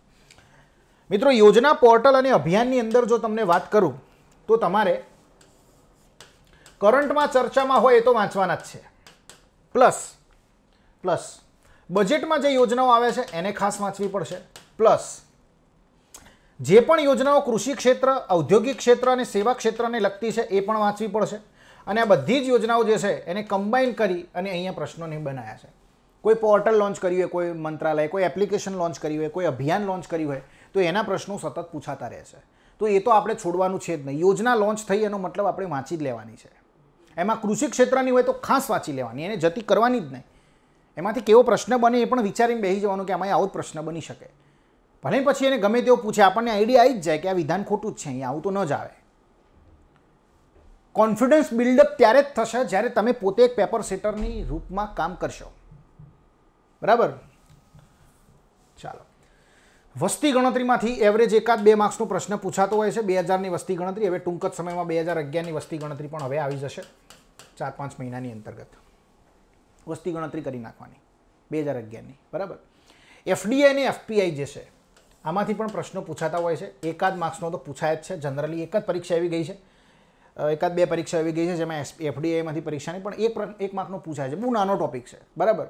Foreign direct investment, foreign portfolio investment. બરાબર છે? અનંત માયારાન સમિતિએ આ બંનેની ચર્ચા કરી હતી અને એવું કીધું હતું કે ભાઈ કોઈ પણ કંપનીમાં 10% કે તેથી વધુનું રોકાણ જો કોઈ વ્યક્તિ કરે તો એને આપણે ફોરેન ડાયરેક્ટ ઇન્વેસ્ટમેન્ટ કહીશું, અને 10%થી ઓછાના શેર ખરીદે અથવા તો સ્ટોક માર્કેટમાં ઇન્વેસ્ટમેન્ટ કરે તો એને ફોરેન પોર્ટફોલિયો ઇન્વેસ્ટમેન્ટ કહીશું. એ કંપનીના શેર ખરીદે તો એને આપણે ફોરેન પોર્ટફોલિયો ઇન્વેસ્ટમેન્ટ કહીશું. કઈ સમિતિ? અનંત માયારામ સમિતિ. ચાલો, આની બધી બહુ ડિટેલ આપણે કોર્સમાં કરી જ છે. આંતરમાળખામાંથી એકાદ પ્રશ્ન પૂછાતો હોય છે, 1-2 પ્રશ્ન. અને આંતરમાળખું ખાસ કરીને તમારે ઇન્ફ્રાસ્ટ્રક્ચરની અંદર જો વાત કરું તો જૂનું બધું જોવાની ખાસ એટલી બધી જરૂર નથી. અમુક સમિતિઓ જોઈ લેવાની. બરાબર છે? અમુક સમિતિઓ જે આના રિલેટેડ બની હતી. અને કરંટની અંદર જે ઇકોનોમિક સર્વે આવે છે એમાં ઇન્ફ્રાસ્ટ્રક્ચરમાં ખાસ વાંચી લેવાનું. પછી ચર્ચાની અંદર સરકાર ટનલ કોઈ ચર્ચામાં હોય, કોઈ કેનાલ ચર્ચામાં છે, આ બધું જે ઇન્ફ્રાસ્ટ્રક્ચર સરકાર અત્યારે ડેવલપ કરી રહી છે એના રિગાર્ડિંગ જે પણ છે એ વાંચી લેવું પડશે તમારે. બરાબર છે? તો આંતરમાળખું 2017માં નહોતું પૂછાણું, 2018માં 2 માર્ક્સ, 2019માં નહોતું પૂછાણું, ડીવાયએસઓમાં 2 માર્ક્સ, ડીવાયએસઓ 2018-19માં 2 માર્ક્સનું અને પીઆઈમાં 1 માર્ક્સનું પૂછાણું હતું. બરાબર છે? તો ઇન્ફ્રાસ્ટ્રક્ચરને ખાસ કરીને કરંટ અફેરના પોઈન્ટ ઓફ વ્યૂથી જોજો. જૂનું જે છે આપણું ઇન્ફ્રાસ્ટ્રક્ચર, વીજળીની શરૂઆત ક્યારે થઈને એ બધું જૂનું ખાલી જસ્ટ એકવાર રિવિઝન કરીને જોઈ લેવાનું. કરંટમાં ચર્ચામાં હોય એના પોઈન્ટ ઓફ વ્યૂથી ખાસ વાંચવાનું. પછી છે નાણાં આયોગ. નાણાં આયોગના 2 પ્રશ્નો પીઆઈમાં હતા અને હવે નાણાં આયોગના પ્રશ્નો આવનારી એક્ઝામમાં પૂછાય એની સંભાવના બહુ છે, કારણ કે નાણાં આયોગે જે છે ભલામણ કરી છે શેની? તો કર વહેંચણી એના માટેની. તો એના આધાર કોઈ પણ વસ્તુ જે છે એ જોડકા સ્વરૂપે પણ પૂછાઈ શકે છે. બરાબર? તો નાણાં આયોગ જે છે એ વાંચીને જવું. ચર્ચામાં હોય એટલે પૂછાય જે સંસ્થા, એ સમય ચર્ચામાં હતી એટલે પૂછાણી. ચાલો આગળ વધીએ. આર્થિક સર્વે ભારત. દેખો, ડીવાયએસઓ કે પીઆઈની એક્ઝામમાં આમાંથી લગભગ કોઈ પ્રશ્ન નથી આવ્યો. એસટીઆઈમાં 1-2 માર્ક્સનો હતો. ક્લાસ 1-2માં આમાંથી ભારતના આર્થિક સર્વેમાંથી 2-3 માર્ક્સનો પૂછાય છે. બરાબર છે? તો ભારતનો આર્થિક સર્વે જોઈ લેવો. આર્થિક સર્વે ગુજરાતનો. બરાબર? અને હવે તો લગભગ દાસા સાહેબે પરીક્ષાની તારીખો આપી દીધી છે. તો ક્લાસ 1-2ની એક્ઝામ જે છે એ હવે ફેબ્રુઆરી-માર્ચ પછી જ જવાની સંભાવના છે. માર્ચમાં તો જતી જ રહી છે. એનો મતલબ કે હવે આર્થિક સર્વે 2021નો જે નવો આવશે એ આપણે વાંચવાનો. બરાબર? આર્થિક સર્વે ગુજરાત, એમાંથી ક્લાસ 1-2ની અંદર પ્રશ્નો પૂછાયા છે. ડીવાયએસઓ, એસટીઆઈ, પીઆઈમાં પ્રશ્નો નથી પૂછાયા. બરાબર છે? આમાંથી વિધાનવાળા પ્રશ્નો પૂછાયેલા છે કે ભાઈ ગુજરાતનું દૂધ ઉત્પાદનમાં એ સમય 3જો હતો, અત્યારે તો આપણે 5મા સ્થાને છીએ. બરાબર? તો એવા આર્થિક સુધારા જે થયા છે, લિબરલાઇઝેશન, પ્રાઇવેટાઇઝેશન અને ગ્લોબલાઇઝેશન. બરાબર? આ આર્થિક સુધારામાંથી ક્યાંક ને ક્યાંક 1-8 માર્ક્સનો પ્રશ્ન આવે તો આવે. બરાબર? કભી મેં આ જાતા હું, એવું બધું. બરાબર છે? અને 2018માં 1 માર્ક્સનો પ્રશ્ન, 2000 પીઆઈમાં 1 માર્ક્સનો પ્રશ્ન, બાકી એના પ્રશ્નો લગભગ નથી પૂછાયા. અને આ પ્રશ્ન તમને આવડે એવા જ હોય છે. વિદેશ વેપારની અંદર તમારે જોવાનું છે બેલેન્સ ઓફ પેમેન્ટનો જે ક્લિયર કરી નાખવાનું છે. બીજું આરબીઆઈ જે રિપોર્ટ આપે છે એ, પછી આપણે જે કોમર્સ અને ઇન્ડસ્ટ્રીઝ જે છે એનો રિપોર્ટ જોવાનો છે, બરાબર. એની અંદર જોવાનું છે કે આપણે આયાત શેની વધારે કરી અને એક્સપોર્ટ કયો કર્યો વધારે. આયાતમાં જનરલી આપણે ક્રૂડ ઓઇલ વધારે આયાત કરતા હોઈએ છીએ અને એક્સપોર્ટની અંદર જનરલી આપણે આઈટી ક્ષેત્રની વસ્તુઓ, કોમ્પ્યુટરની એને આપણે વધારે એક્સપોર્ટ કરતા હોઈએ છીએ, બરાબર. તો આ ખાસ જોઈ લેવાનું વિદેશ વ્યાપારની અંદર. બેલેન્સ ઓફ પેમેન્ટનો જે ક્લિયર કરી નાખવાનો છે, બરાબર. અને ઇમ્પોર્ટ એક્સપોર્ટમાં ભારતના કયા સ્થાન છે, કઈ રીતે છે, એ ખાસ જોઈ લેવાનું, બરાબર. પછી છે કરંટ અફેર. કરંટ અફેરમાં અમુક ફેક્ચ્યુઅલની વાત છે ભાઈ, બરાબર. જે કંઈ નવા મુદ્દા માર્કેટમાં આવ્યા હોય એને એના પોઈન્ટ ઓફ વ્યૂથી કરંટ અફેરમાં પૂછ્યા હોય, બરાબર છે. તો કરંટ અફેર તો આપણે વાંચવું જ પડશે. કરંટ અફેર માટે મેગેઝિનમાં તમે વિઝન આઈએસ પ્રિફર કરી શકો છો, દ્રષ્ટિ મેગેઝિન અને ઇનસાઇટ જે છે એના બ્લોગ્સ તમે જોઈ શકો છો. ફોરમ આઈએસનો એક બ્લોગ છે, એ પણ તમે જોઈ શકો છો. આના પર સારું એવું કરંટ અફેર આવતું જ હોય છે. પછી જીકે ટુડે છે, આ હિન્દી ને ઇંગ્લિશ બંનેમાં અવેલેબલ છે. જીકે ટુડે તમે જોઈ શકો છો, યુ કેન સી. દ્રષ્ટિનું જે છે એક વેબસાઇટ છે, દ્રષ્ટિની પણ એ તમે જોઈ શકો છો. એના પણ હિન્દીમાં કરંટ અફેર અવેલેબલ હોય જ છે. ઓકે, ચાલો. કરંટ અફેર તમે અહીંયાથી પ્રિફર કરી શકો છો. અને તમારા બધું ના જ વાંચવું હોય તો અમે આપવાના જ છીએ. એ લેવલનું કરંટ આપવાનું છે કે ગુજરાતની અંદર ક્યાં સર્ચ કરીને તમે જોશો ને તો લગભગ એ કન્ટેન્ટ તો નહીં જ મળે. એનું કારણ છે, કારણ કે આની અંદર જેટલા પણ મેં અહીંયા કન્ટેન્ટ લખ્યા છે એમાંથી જ એનાલિસિસ કરીને અમે તમારી સમક્ષ મૂકીશું. અને એવો જ ટોપિક કે જે પરીક્ષામાં પૂછાવાની સંભાવના વધુ છે. વધુ વાંચવું અને ઓછું પૂછાય એ ધંધો કરવો એના કરતાં ઓછું વાંચવું ને વધુ પૂછાય એ આપણા માટે બેનિફિશિયલ છે. આંતરરાષ્ટ્રીય સંસ્થાઓમાં WTO કરી નાખવાની, વર્લ્ડ બેંક કરી નાખવાની અને IMF કરી નાખવાની, આ ત્રણમાંથી જનરલી પ્રશ્ન પૂછાતા હોય છે. વાંચી લેવાનું, બરાબર છે, બેસ્ટ છે. જનરલી 3 એક્ઝામમાં તો નથી જ પૂછાયા.